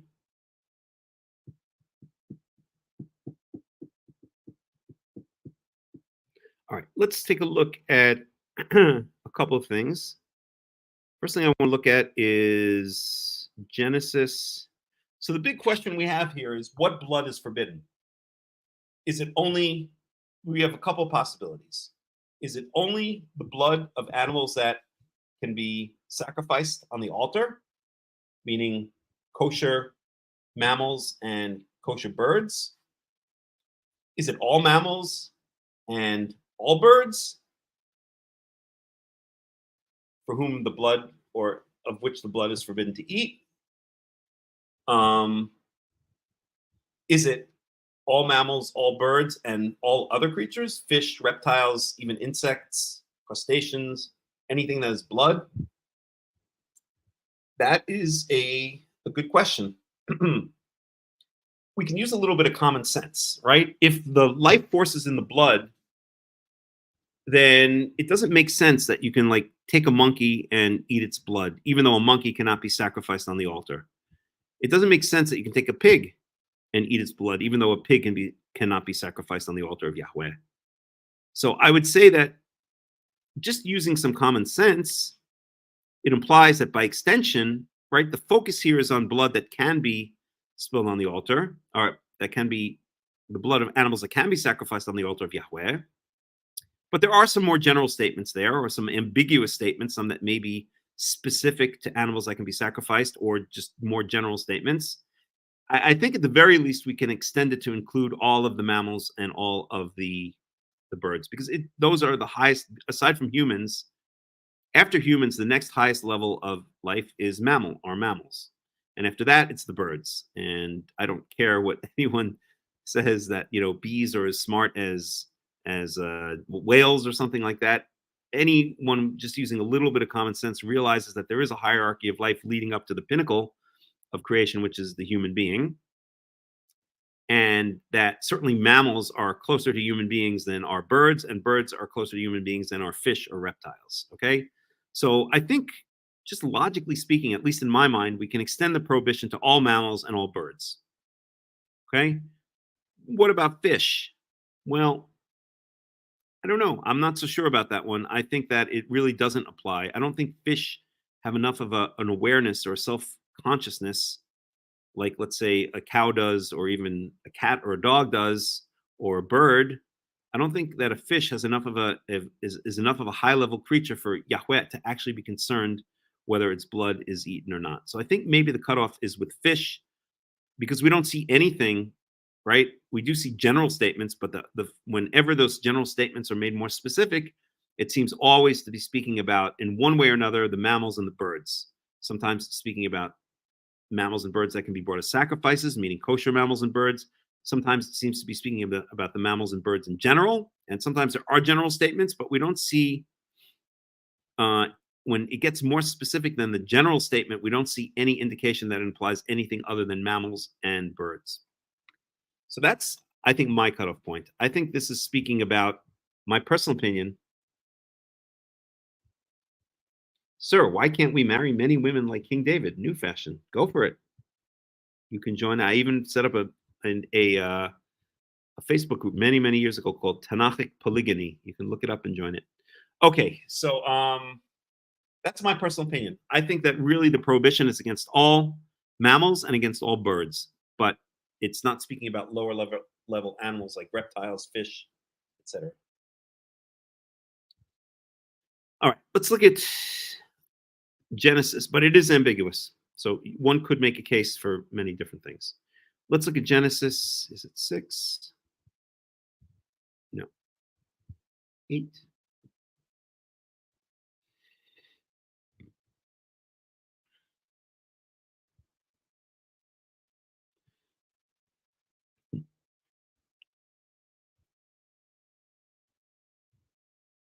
Okay, so this is when Noah is coming out of the ark.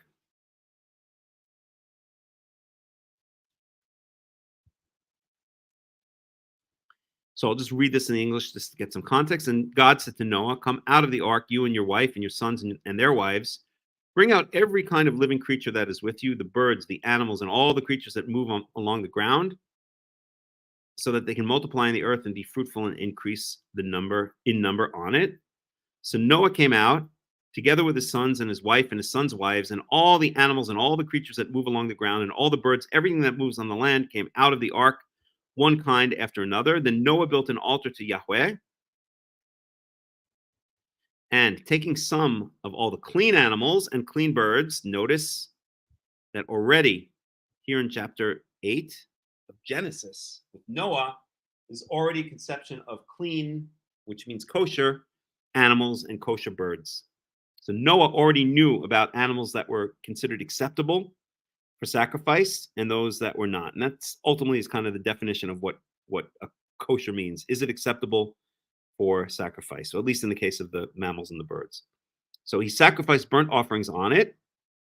So he sacrificed the kosher animals. Noah already knew about the laws of kashrut. Yahweh smelled the pleasing aroma and said in his heart, never again will I curse the ground because of humans, even though every inclination of the human heart is evil from childhood. And that's a famous verse. And never again will I destroy all living creatures as I have done. As long as the earth endures, seed time and harvest, cold and heat, summer and winter, day and night will never cease. Let's go on to chapter 9.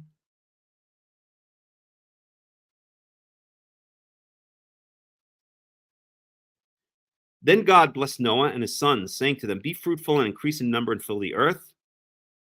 The fear and dread of you will fall on all the beasts of the earth and all of the birds in the sky, on every creature that moves along the ground and on all the fish in the sea. They're given into your hands. Everything that lives and moves about will be food for you. Just as I gave you the green plants, I now give you everything. But you must not eat meat that has lifeblood still in it. And for your lifeblood, I will surely demand an accounting. I will demand an accounting from every animal. And from each human being, too, I will demand an accounting for the life of another human being. So this is interesting, right? And I'd like to now bring this over to the Hebrew and take a look at it there. And let's try to analyze it a little bit, because this might imply that this does include the fish, because the context here also includes the fish and the creepy crawly things like the reptiles, etc. Correct, Johan. Many species were unsure of what they are. All right. So we're going to go to Genesis 9.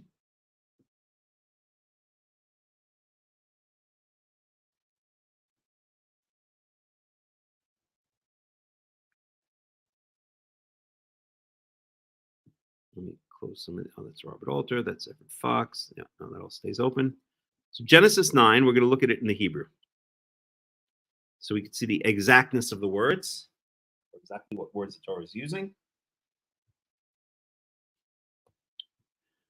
So in Genesis chapter 9, verse 1.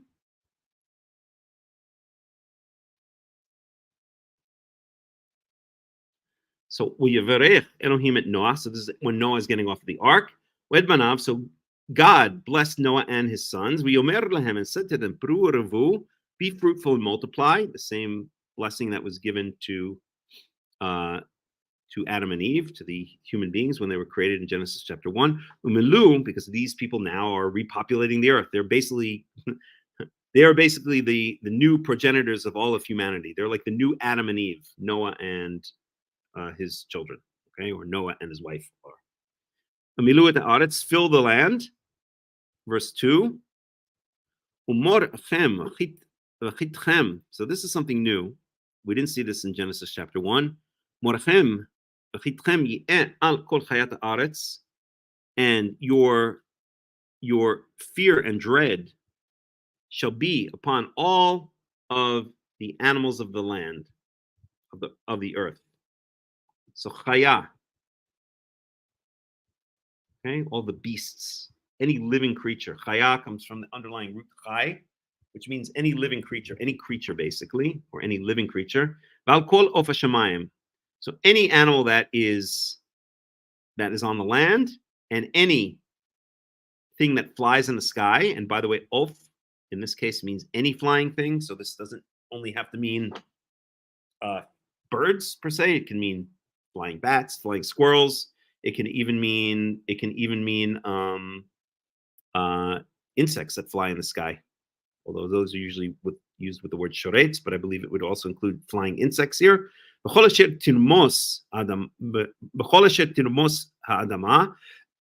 anything that crawls on the ground or that scurries on the ground. So this would imply like snakes, reptiles, etc., and also maybe insects. And all of the fish of the sea, Ki yadchem biyadchem nitanu. They've been given into your hands. So this clearly is speaking about every single animal on planet Earth. Okay, not just mammals and birds, but every single animal, whether it's runs across the ground, flies in the sky, creeps across the ground, or lives in the sea. Kol remes asher uchai lechem ye'el achla. So anything that creeps along or anything that moves, asher uchai, any moving thing that, or any living thing that moves, lechem ye'el achla, will be for you for food. Meaning you can eat whatever the hell you want now. Back in Genesis chapter 1, verse 29, it said that only the seed-bearing plants and the fruit-bearing trees were yours to eat. Now God's saying, listen, I give up on these people. I have to loosen up the laws because my laws, these strict laws, just led to destruction. They can't follow this. That's too high level for them. They can't be vegans. They're not up to that task. They're not up to that level. That was my initial intention for Adam and Eve, but they failed. These people are just too animalistic. So I'm going to let them eat whatever the hell they want. You want to eat animals? Go ahead, eat whatever you want. Okay. And it says so explicitly. Just as previously I had given you the green grasses, the green plants, now I'm giving you everything. I'm giving you anything that moves, any living thing that moves, whether it's on the ground, in the sky, in the sea. I'm giving it to you to eat. Do whatever the hell you want. I give up on you people. Okay. I was trying to show you how to live a really good life, but you're not up to the task. You guys are not on a high enough level. I want you to be vegans. Not that I'm saying that veganism is right in this day and age. I'm not a vegan, by the way. I happen to be a vegetarian, and I eat fish, but from time to time. But and chicken maybe once, a couple times a year, and red meat never. But I'm basically a vegetarian. Lo tochlu. But any flesh, achbasar benafsho damo, but do not eat the flesh together with its life force, which is the blood. That's what this is saying. Do not eat the flesh together with the life force, its blood. So this would seem to apply, honestly, to all of the animals, right? Because the context here in verses 2 and 3 are all of the animals. Verse 5. Va'ach ed dimchem nenafshatechem edrosh miyad kol chaya edreshenu miyad adam. Okay, let's get up to here. And not only that, but you will pay for your blood. The blood of your own blood, or the blood of your very selves, I will require of you from miyad kol chaya edreshenu, and I will require of it from any animal. Let me colloquially translate this because word for word is not going to get the point across. What God is saying, what Yahweh is saying here is, if you eat the blood of any animal, then I'm going to hold it against you, and you're going to pay with your own blood. And then it goes on to specifically human beings. Miyad adam, miyad ish achiv edrosh et nefesh adam. And if you kill somebody, then you're gonna pay for it with your own blood. You'll be killed. You'll be put to death. And that's clarified here in verse 6. Shafach dam adam adam damo yishafech. Any person, any man who spills the blood of another man, his blood shall be spilled. Ki b'tzelem Elohim asa et adam. Because God made, or in the image of God, he made man.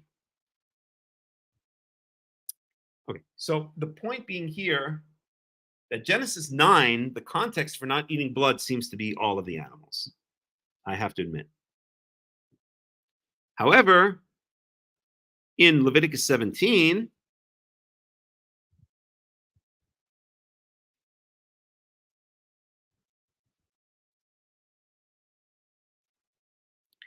the context seems to be the animals which can be brought as sacrifices. So which is it? I don't know, to be honest. I guess we could say let's play it safe and not eat any blood of any animal, including of the fish, of the reptiles, of even the insects. And maybe that is the way to go. Now that I think about it a bit more, maybe that is the way to go. A, to play it safe. B, because logically it kind of makes more sense to me. Like, why would you, even if it's just a turtle, if you eat its blood, is just doesn't seem right. Something about it doesn't seem right. And also then maybe we can understand this as a general statement, because the context here is all animals. And here the context here is sacrifices. So this could be a kind of restricted subset of that general prohibition against eating blood, specifically the blood of animals that can be brought as sacrifices. That's even worse because that blood is supposed to be brought to the altar. So maybe that's the way to look at it. I don't know. I have to rethink it myself, I guess. And Mauricio says again, the amount of blood is the key. I agree with you, Mauricio. You cannot remove every last drop of blood from a slaughtered animal. It's impossible. The rabbis try to do it with the salting, right? That's why they salt the meat, they salt the birds, they salt the fish even, right? To draw out some more of the blood, but still, I mean, you cut open, you go to the most kosher butcher in Brooklyn and you buy a steak, and you're still going to see that it's red, and if you press it, still some blood is going to come out, right? So it's clear that obviously it doesn't mean every last bit of blood. God allows to eat fertilized eggs which contain a spot of blood. So the rabbis say you're not allowed to eat fertilized eggs specifically for that reason. However, is that really blood? I don't know if that's blood. Maybe it is blood. Is that blood, or is that just an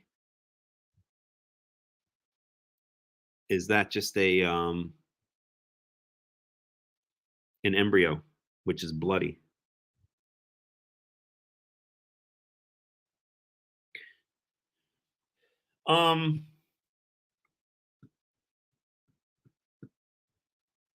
I don't know.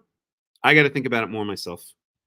I guess the bottom line is that if we do take into account Genesis 9, it definitely seems to be a restriction of eating any, right? It's very explicit. It says anything that walks on the ground, that flies in the sky, that crawls on the ground, that lives in the sea.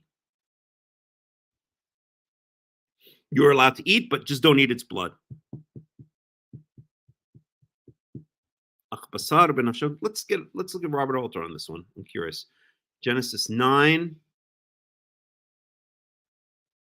So let's go back to page 1.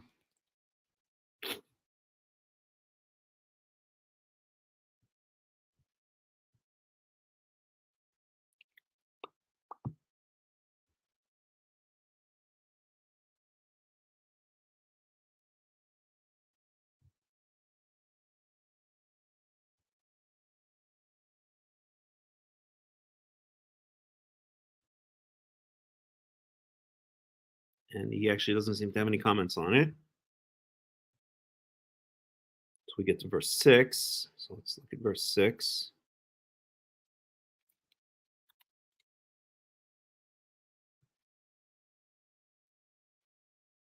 We can go here.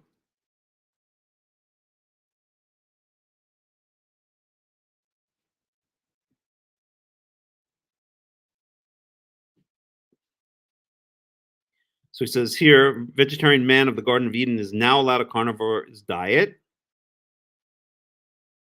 This might conceivably be intended as an outlet for his violent impulses, and in consonance with that change, man does not merely rule over the animal kingdom, but inspires it with fear.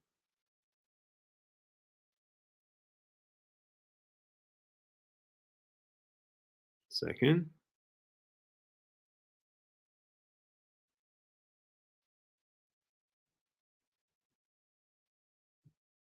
Well, this is an interesting comment, so I'll read it, but it's not relevant to what we were talking about. By humans, so he sheds human blood, by humans his blood shall be shed. By humans might alternatively mean on account of the human. In either case, a system of retributive justice is suggested. As many analysts of the Hebrew have noted, there is an emphatic play on dam, blood, and Adam, human, and the chiastic word order of the Hebrew formally mirrors the idea of measure for measure. Shofech, dam, Adam, Adam. Okay, this is a bit too technical. I'm not getting into it. Perhaps the ban on bloodshed at this point suggests that murder was the endemic vice of the antediluvians. Antediluvians are the people who lived before the flood. He's saying that murder was what really caused God to bring on the flood and destroy all of humanity. The other, the word that's used is Hamas, which is usually understood as violence, including murder. Okay.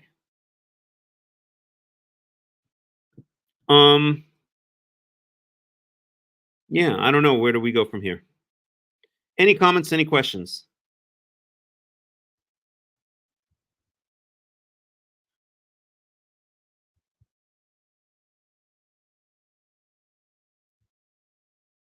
Any comments, any questions?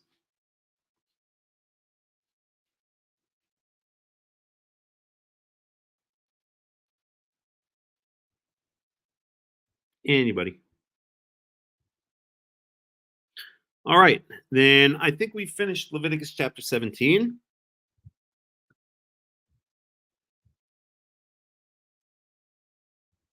Unless we want to look at any other commentaries. We could look at the Ibn Ezra, but I don't really trust him 100% without another commentary at its side, because he is a little bit rabbinical and a little bit too influenced by kind of medieval thought. So I think maybe what we'll do is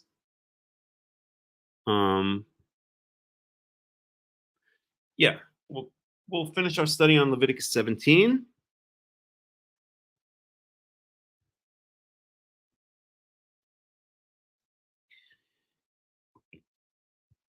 And Leviticus 18, we get into, as it says here, unlawful sexual relations. This is talking about incest, not insects. Please don't have sex with insects. That's also forbidden. And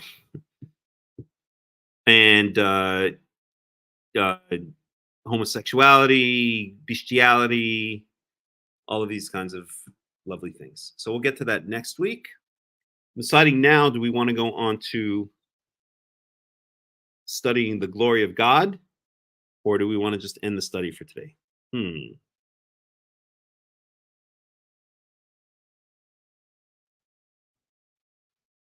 Shabbat Shalom, Paul. Let me put up music for a second, and then we'll decide.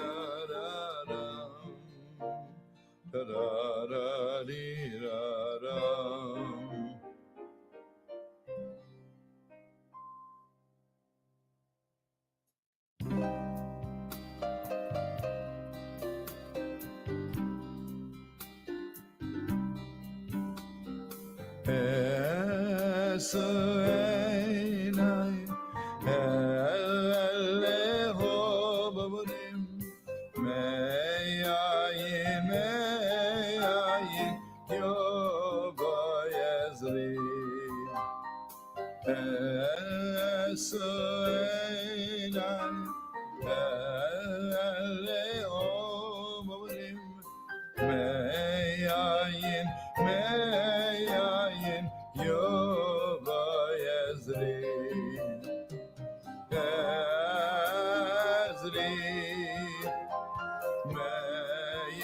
Hashem Noise Shemayim Moretz Karararam Karararam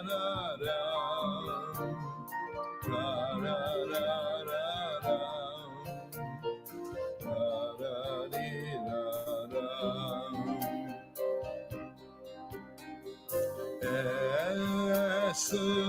Esra'ilai le'oborim me'ayin me'ayin yobayazri Karararam Kararararam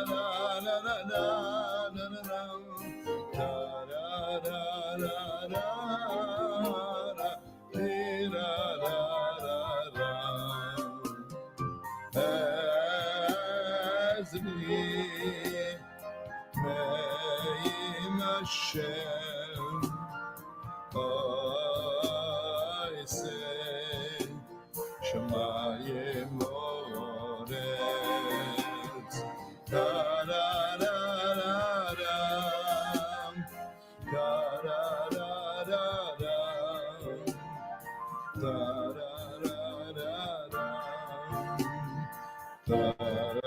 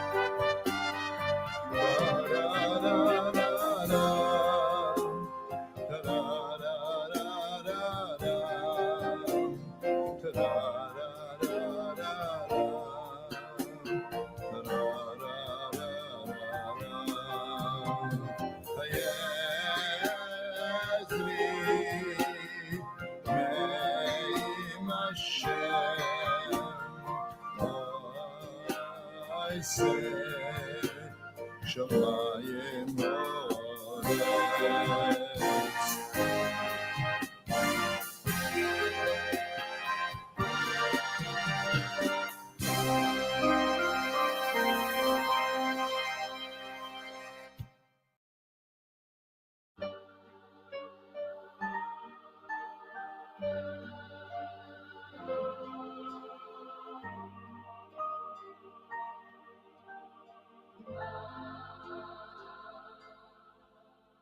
Meshivchi kamayim kamayim libeh Enoichach b'nei Hashem Meshivchi kamayim kamayim libeh Enoichach b'nei Hashem Shifchi kamayim kamayim libeh V'noichach b'nei Hashem Shifchi kamayim kamayim libeh V'noichach b'nei Hashem Shifchi kamayim libeh V'noichach b'nei Hashem Shifchi kamayim kamayim libeh V'noichach b'nei Hashem Shifchi kamayim libeh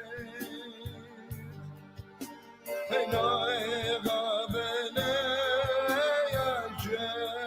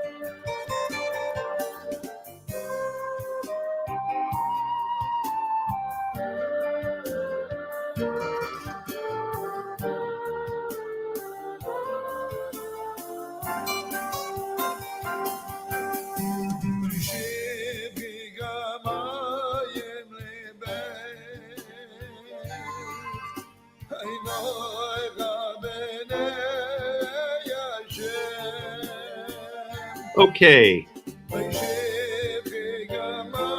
let's resume.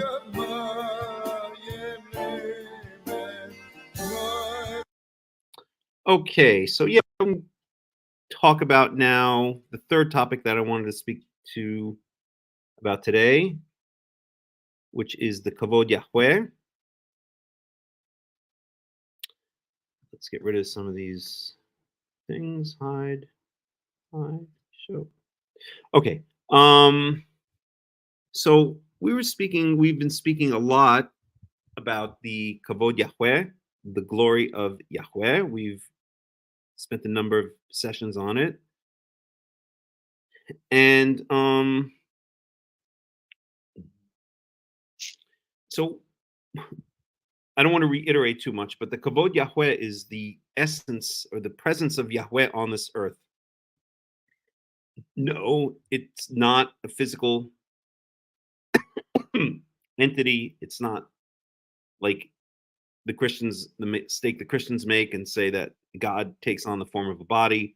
It's not even energy. It's just kind of, again, the spiritual emanation of Yahweh from a certain place on this planet. And we said that the Kavod Yahweh ultimately dwells between the cherubim on the cover of the ark, on the Ark of the Covenant, in the Holy of Holies. Second, please. Let's do this differently. In the Holy of Holies, in the tent of meeting, in the tabernacle courtyard, which ultimately was placed on the Temple Mount on Mount Moriah, in Jerusalem in Israel. Of course, it moves around a bit, but that's its ultimate. That's supposed to be its permanent home. We saw some other things, that this glory of Yahweh cannot be seen. We learned in Leviticus 16, which is the chapter on Yom Kippurim, we learned that when Aharon, let's even look at that right now, when Aharon goes into the Holy of Holies, that he has to go in with incense, with holding an incense pan, an incense censer, censer, in order that the glory of God, the glory of Yahweh, which dwells between the cherubim and the Holy of Holies. Let's get our tabernacle map up again.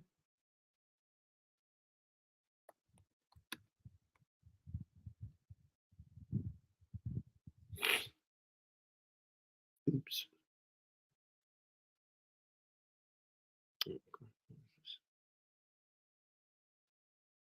Okay, there, right there. That's where the glory of Yahweh ultimately is meant to dwell.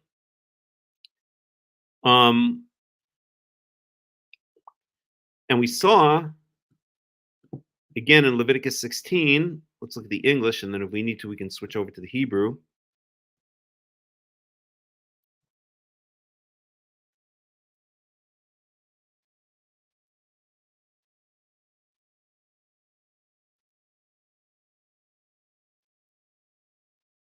Where was it?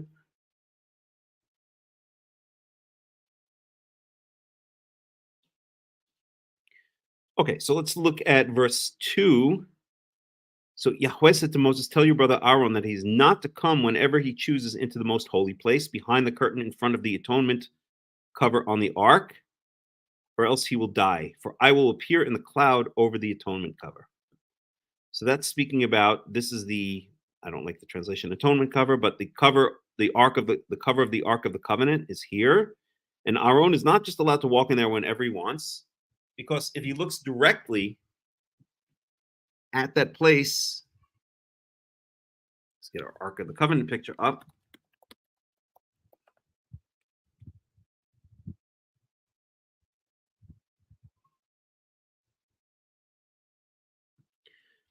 Because if he looks directly between the wings of the cherubim here, that's where the glory of Yahweh lives. And Aaron is not allowed to look at that directly, or else he'll die. Because Yahweh appears in the cloud over the atonement cover. Okay.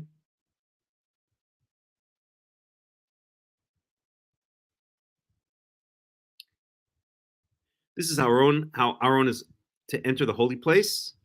We can skip ahead of this a little bit. I want to find one specific thing.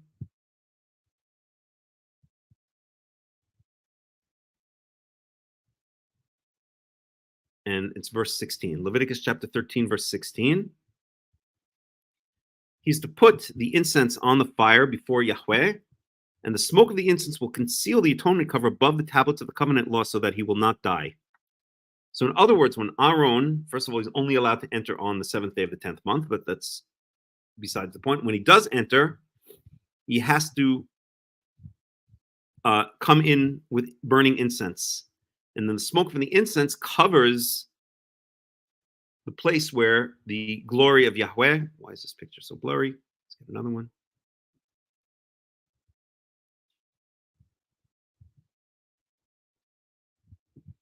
Hello. Okay, good enough.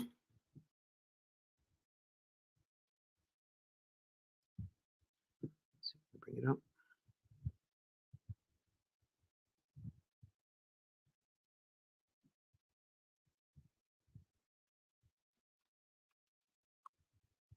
Okay, so he can't look directly here, okay? Because when God does appear, or because the glory of God dwells here, okay?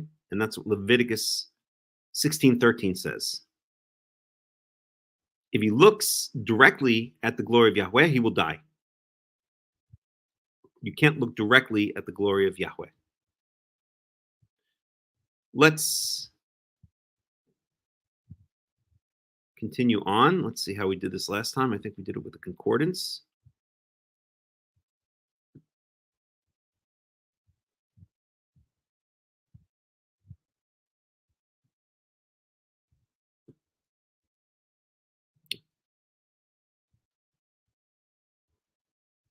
And I think I just did a search for the word glory.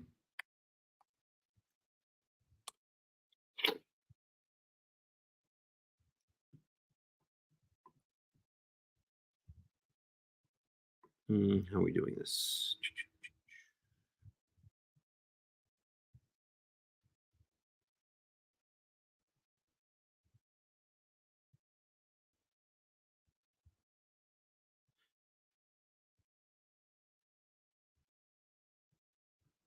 No, let's do this. 1 second here.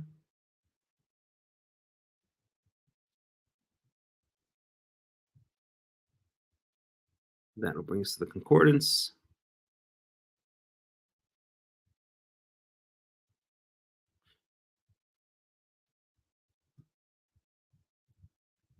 But maybe we just look at that one. How about Ezekiel? Where was that? Ezekiel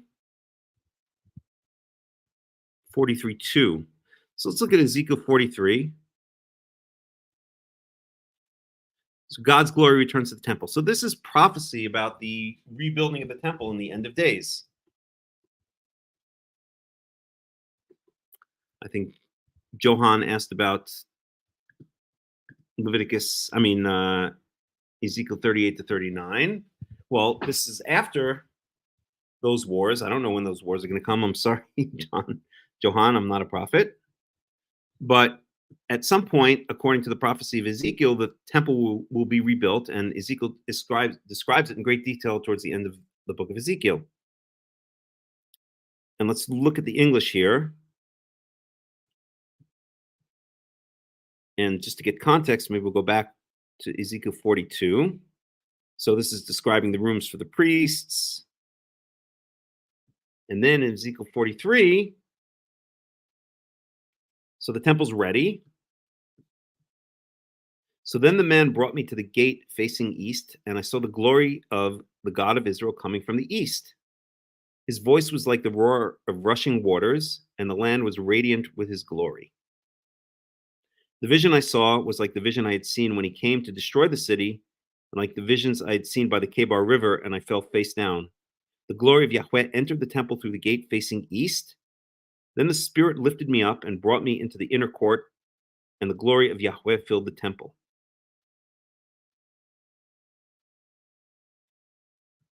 So this is prophecy about how we see earlier in Ezekiel, we see that the glory of Yahweh alights, rises up and leaves the temple, and maybe we'll take a look at that. And now this is end of days prophecy, and the glory of Yahweh, the Kavod Yahweh, is returning to the temple.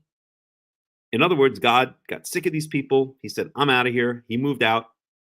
And now he's coming back, and he's entering through the gate on the east.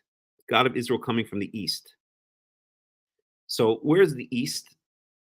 Let's see if we can get a nice... let's see how we're going to do this.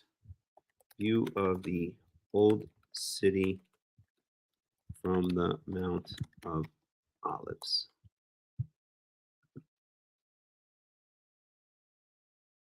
Okay, so here we have,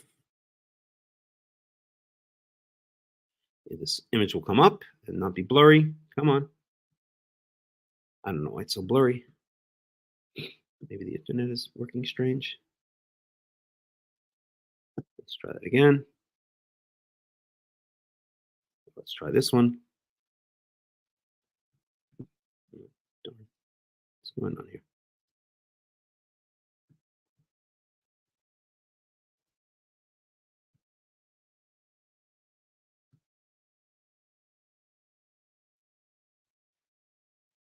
Okay, so here is a view of the old city. Can I make this image come up? Open image, a new tab. Boom. Okay, here's a view of the old city from the Mount of Olives. And just to put things in perspective, this is the eastern wall of the Temple Mount, which constitutes, in this case, the eastern wall of the old city of Jerusalem. Okay, this is the Dome of the Rock. The western wall, the famous western wall, would be on the other side. It's going to be around, let's see, probably right around there, where these trees are, below those trees. So this is west, going out in this direction. In fact, that's usually called West Jerusalem. And this is east, going up here. The view is being taken from the Mount of Olives. So when the glory of God enters from the east gate is going to be on this side over here, this wall right over here. I hope you can see that cursor moving back and forth. And in fact, I know that the Christians, and I think it probably comes from Ezekiel, they have a tradition that their false god, Jesus, is going to enter into the old city of Jerusalem, or is going to enter into Jerusalem through this, I think they call it the gate. What do they call it again? Not Redemption Gate. There's a gate here. Where is it? I think it's this guy right over here, if we could find it. Yeah, that's a sucker right there. Can I move this over a second? Well, right there, that gate right over there, which I forgot what they call it, redemption gate or something like that. They believe that their God is going to enter through this gate onto the Temple Mount. And I believe they get that from this verse here in Ezekiel, which says that the glory of the God of Israel came from the east. Okay, let's read this again. Then the man brought me to the gate facing east. And by the way, this gate here that's being depicted, I do not think is from First Temple period times. I'd have to look it up again. I did see recently a lecture on this entire thing. I should rewatch it. But I don't think that this gate, it might be from First Temple. I don't think so. This must be Herodian, so this must be second. I think, now I remember. They said that, yes, this wall here is either Herodian or later, but there's evidence that there was a gate here that went back to First Temple period time. So it might actually be speaking about the gate that was right in this area right here.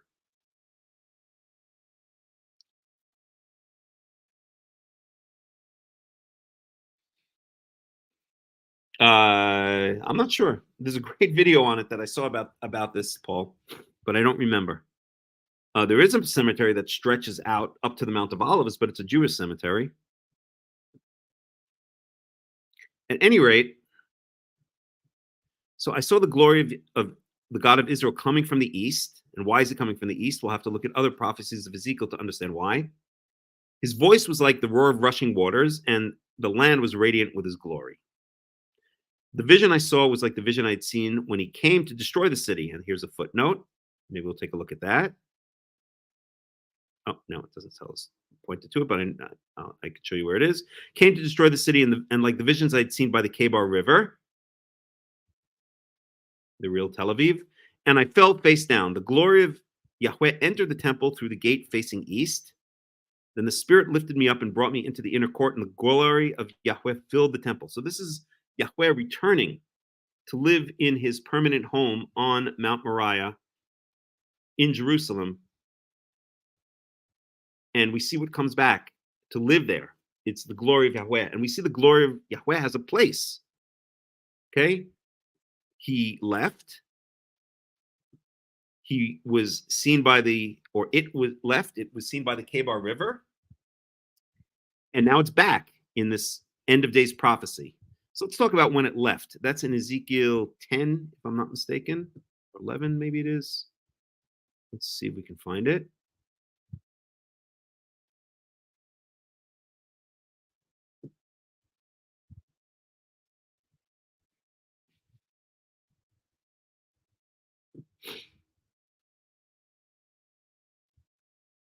Yeah.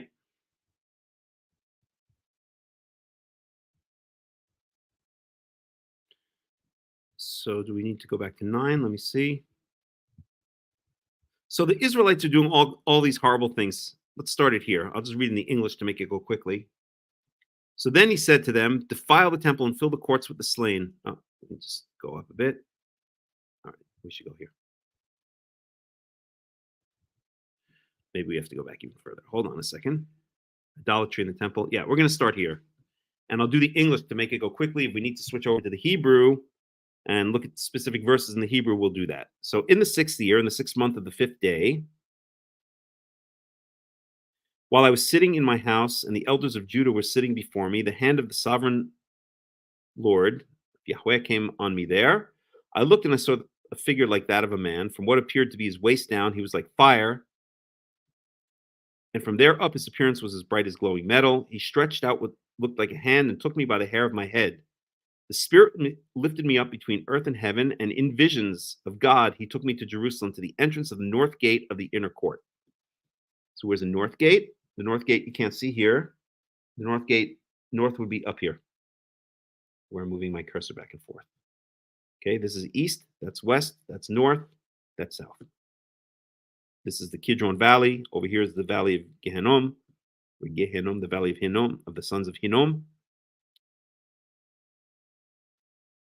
So the Spirit lifted me up between earth and heaven, and in visions of God, he took me to Jerusalem, to the entrance of the north gate of the inner court, where the idol that provokes to jealousy stood, and there before me was the glory of Yahweh of Israel, as in the vision I had seen in the plain.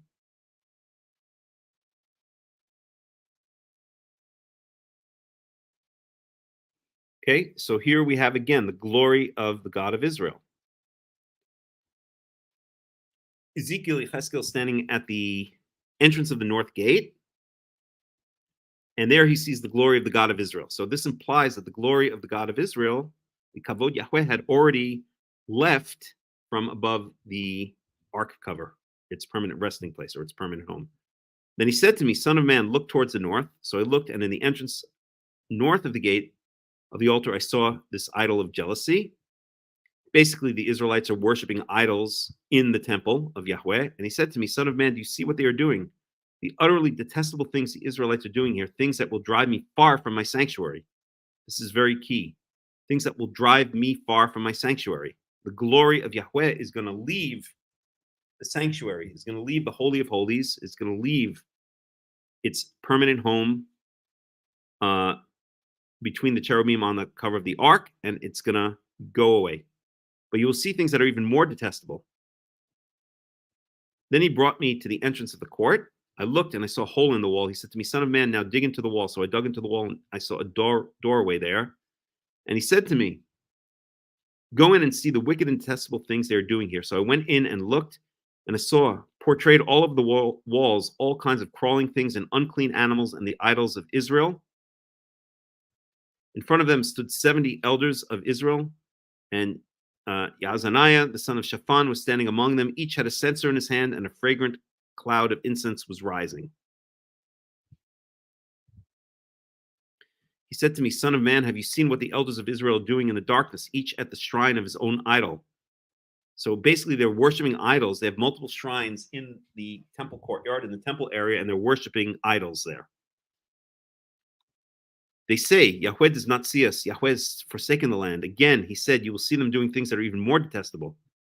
Then he brought me to the entrance of the north gate of the house of Yahweh, and I saw a woman sitting there mourning the god of Tammuz, which is one of the names of the Babylonian names of the months that the Jews, the rabbinical Jews, still use to this day. He said to me, do you see this, son of man? You will see things that are even more detestable than this. So Tammuz is a foreign god. He then brought me into the inner courtyard of the house of Yahweh, and there at the entrance to the temple between the portico and the altar, about 25 men with their backs towards the temple of the Lord and their faces towards the east. They were bowing down to the sun in the east. Oh, there's so much to say about that. Very briefly, when you enter the tent of meeting, or when you face the tent of meeting, you're facing west. And it's believed that this was a polemic against pagan gods, or pagan temples often faced, when you entered them, you walked east, you faced east, because they were worshiping the sun, this rising sun. The sun becoming strong represents the strength of the sun. It was an idol, the rising sun, the house of the rising sun, right? So the temple of Yahweh is, when you enter it, unlike all of these pagan temples, or many of these pagan temples, you enter going west. If we look at our map, okay, this is east, this is west. If you walk into the temple courtyard, past the altar of sacrifice and the sink, and you walk towards the tent of meeting and continue into the tent of meeting, you're going from east to west. So what Yechezkel saw in his vision was people facing with their backs towards the temple, towards the tent of meeting, and their faces towards the east, worshiping the rising sun in the east, right? They were showing their asses to God and instead worshiping the rising sun. He said to me, have you seen this, son of man? Is it a trivial matter for the people of Judah to do this, the detestable things they're doing here? Must they also fill the land with violence and continuously arouse my anger? Look at them putting the branch to their nose. Therefore, I will deal with them in anger. I will not look on them with pity or spare them. Although they shout in my ears, I will not listen to them. I don't know what this means, branch to their nose. I have to look at it another time. Then I heard him call out in a loud voice, bring near those who are appointed to execute judgment on the city, each with a weapon in his hand. And I saw 6 men coming from the direction of the upper gate, which faces north. Each, so coming out of that north gate, that's where Yechezkel had originally seen had looked at the glory of God from. each with a deadly weapon in his hand. With them was a man clothed in linen who had a writing kit at his side. They came in and stood beside the bronze altar. And I'm going to read this and then we're going to stop because it's already getting late. Now the glory of the God of Israel went up from among the cherubim where it had been and moved to the threshold of the temple. Then Yahweh called to the man clothed in linen who had the writing kit at his side and said to him, go throughout the city of Jerusalem, put a mark on the foreheads of those who grieve and lament over all the detestable things that are done in it. As I listened, he said to the others, follow him through the city and kill without showing pity or compassion. Slaughter the old men, the young men, and the women, the mothers and the children, but do not touch anyone who has the mark. Begin at my sanctuary. So they began with the old men who were in front of the temple. Then he said to them, defile the temple and fill the courts with the slain. Go. So they went out and began killing throughout the city. When they were killing and I was left alone, I fell face down crying out, alas, sovereign Lord, sovereign Yahweh, why are you going to destroy the entire remnant of Israel in this outpouring of your wrath on Jerusalem? He answered me, the sin of the people of Israel and Judah is exceedingly great. The land is full of bloodshed and the city is full of injustice. They say, Yahweh has forsaken the land. Yahweh does not see. So I will not look upon them with pity or spare them, but I will bring down on their own heads what they have done. Then the man in linen with the writing kit at his side brought back word saying, I've done as you commanded. So what do we see here? The key here, and we'll look at this in Hebrew and then we're going to end. This is where the glory of Yahweh, the glory of the God of Israel, went up from among the cherubim. That's its permanent resting place, where it had been and moved to the threshold of the temple. This is Yahweh moving out of his temple, saying, I cannot live among these people anymore. I cannot live in this place. Imagine the place where the glory of God dwells, and these people are doing all of these disgusting things. They're worshiping to foreign gods. They're sacrificing disgusting animals on the altar. They're setting up idols to their foreign gods within the temple courtyard. And on top of it, the city is filled with violence and injustice. And Yahweh, until this point, was still living there. Can you imagine? Why didn't he get the heck out of Dodge earlier? I remember when my father was growing up in the South Bronx, and it was in New York City, and it was a beautiful Jewish safe neighborhood where a lot of Jewish immigrants from Eastern Europe, like my father's parents, moved. And then in around the 1950s and 60s, it became a really bad neighborhood. Okay, let's put it this way. Lots of non-Jews moved in who were very violent, and the neighborhood became horrible. And basically all of the Jews fled. I don't think there's a single Jew left in the South Bronx now. They all fled to either Queens or Long Island or wherever. My father fled to Queens, another part of New York City, if you don't know New York City well. But it was time to get out. So Yahweh is living in this neighborhood, which has turned really bad. There's idol worship going on. There's all these horrible things going on. There's violence in the city. There's injustice in the city. There's sacrificing to foreign gods. There's disgusting animals, unkosher animals being sacrificed on the altar of God. There's multiple altars being set up in the temple courtyard. And Yahweh's been very patient. He's still been living there up until now in this neighborhood as it turned from a good neighborhood into a horrible neighborhood. And now here in Ezekiel chapter 9, verse 3, he says, that's it, enough. I'm out of here. And so this is where he alights, where he gets up from his permanent dwelling place, or what was meant to be his permanent dwelling place, and leaves and starts leaving. Okay, he leaves. The glory of Yahweh leaves from the place between the cherubim. He leaves his own house because it's become too unpleasant for him to live in this house. It reminds me of a story, and I'll end on this, that when I first came to Israel in the early 1990s, there was a guy who lived in the old city of Jerusalem, Mr. Melamed, and I used to go to his house a lot. It doesn't matter who he was and what happened. In the end, it doesn't matter. I used to go to his house a lot for Shabbat meal, and I was very young and full of energy and very argumentative for what I believed. And I remember I was in his house one time, and I got into a heated argument with another guy during the Shabbat meal, and we were really like going at it. We were like yelling at each other, and I think to the point where it was just about to go to fisticuffs. It was about some political issue in Israel, and then all of a sudden, Mr. Melamed, the owner of the house, right during the Shabbat meal, I'll never forget this. It made an impression on me. After that, and to this very day, instead of throwing me out of the house or throwing the other guy out of the house, really he should have thrown me out of the house because I kind of started, I have to admit. What did he do? I remember he was in a wheelchair. He had been injured in Israel's wars. He was in a wheelchair. And I remember he took his wheelchair and he wheeled himself out of his house and left everybody else there. And I never forgot that. I never ever forgot that.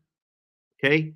His own house became so unpleasant to him because of all this lack of peace, all of this arguing that was going on, that he himself said, if this is what my house is going to be, I'm out of here. Okay? I'm not going to stay in my own house. It's my house, but I'm getting out. Okay? That's exactly what we see here in Ezekiel chapter 9. Yahweh sees all these detestable things going on, and he can't take it anymore. So he just decides, instead of, well, he ends up sending out, we saw those angels to kill off a lot of people, but he also says, that's it. I can't take it here anymore. I'm leaving my own house. I won't even stay in my own house because it's become too unpleasant for me. And let's look at this in the Hebrew, Ezekiel chapter 9, verse 3, and then we'll end for today.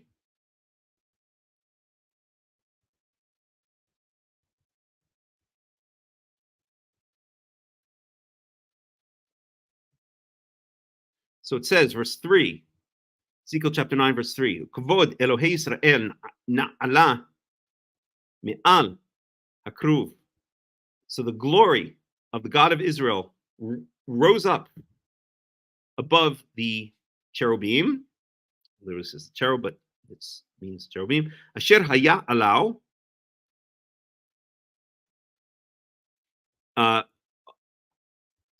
In the middle of which he dwelled, or upon which he dwelled, el miftan abayit, to the threshold of the house. Okay, the house in this case meaning the temple. Remember, there was a temple here. This is already close to the destruction of the first temple, but the temple is still standing. El miftan abayit, to the threshold of the house. So meaning he got up, he went out of the cherubim, and he went out basically, I guess, where the courtyard walls are, or the courtyard curtain. There were walls there, I guess. Bikra ela ish halavush habadim. And he called out to the man who was dressed in linen clothing, Asher keset sofer b'matnav, in which the writing utensil was b'matnav, was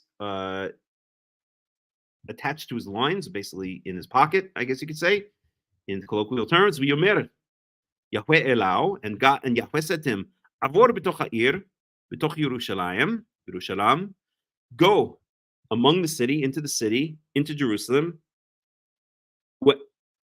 Idveta tav al imitzchot anashim ha'ne'nachim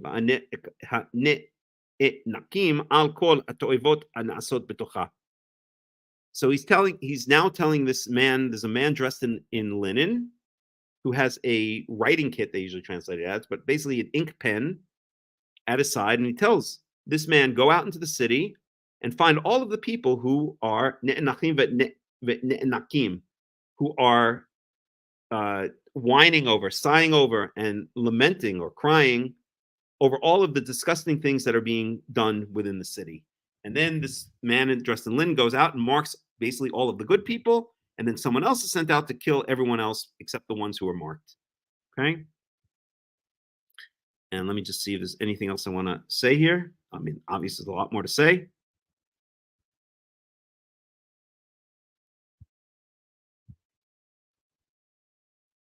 But in terms of the Kavod of Yahweh,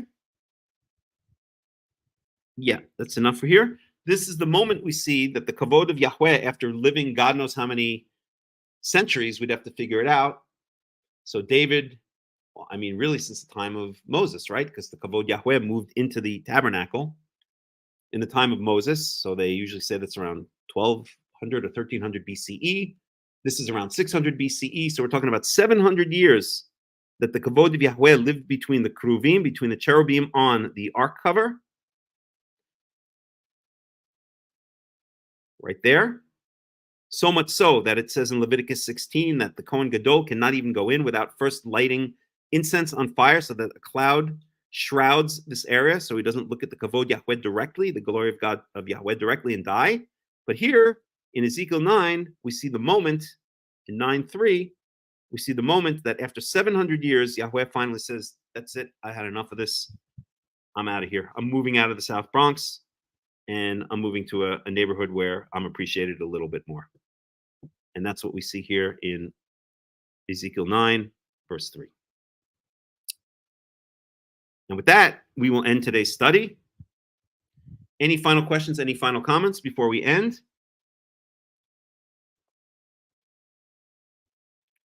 Johan, thank you. I'm glad you've enjoyed the study. Please come back each week.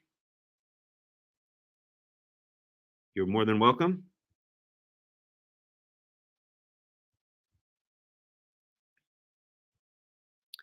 Any questions, any comments before we end today's study? So we are waiting for the prophecy. So in Ezekiel 9 is the prophecy where the Kavod Yahweh leaves the temple. In Ezekiel 43, we see that, and by the way, it goes east. We can look at that maybe next week.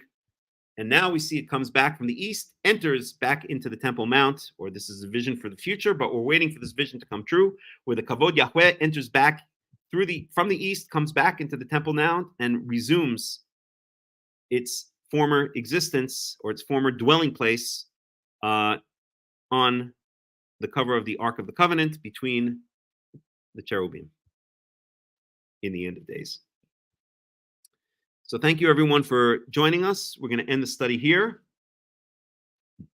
I'll put on a little bit of music. And I wish everybody a Shabbat Shalom and a Shavua Tov. And Be'ezrat Yahweh, we will see you guys again next week. Shabbat Shalom and Shavua Tov.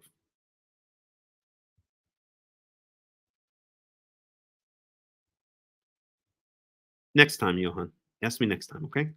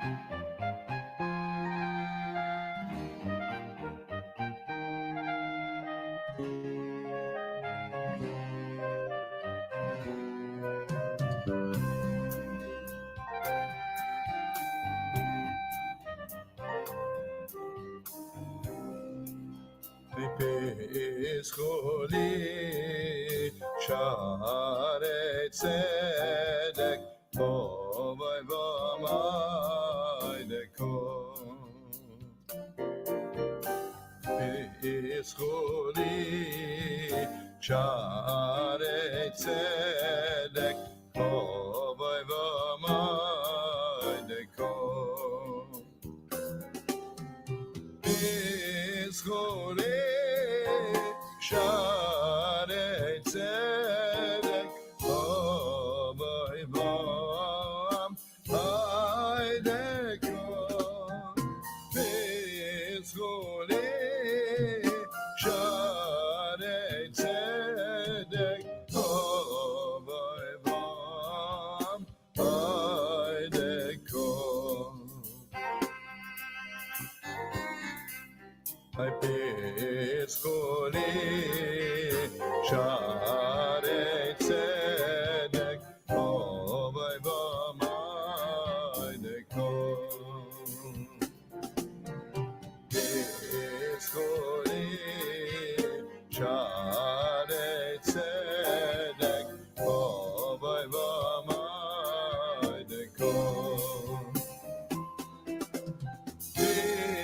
כל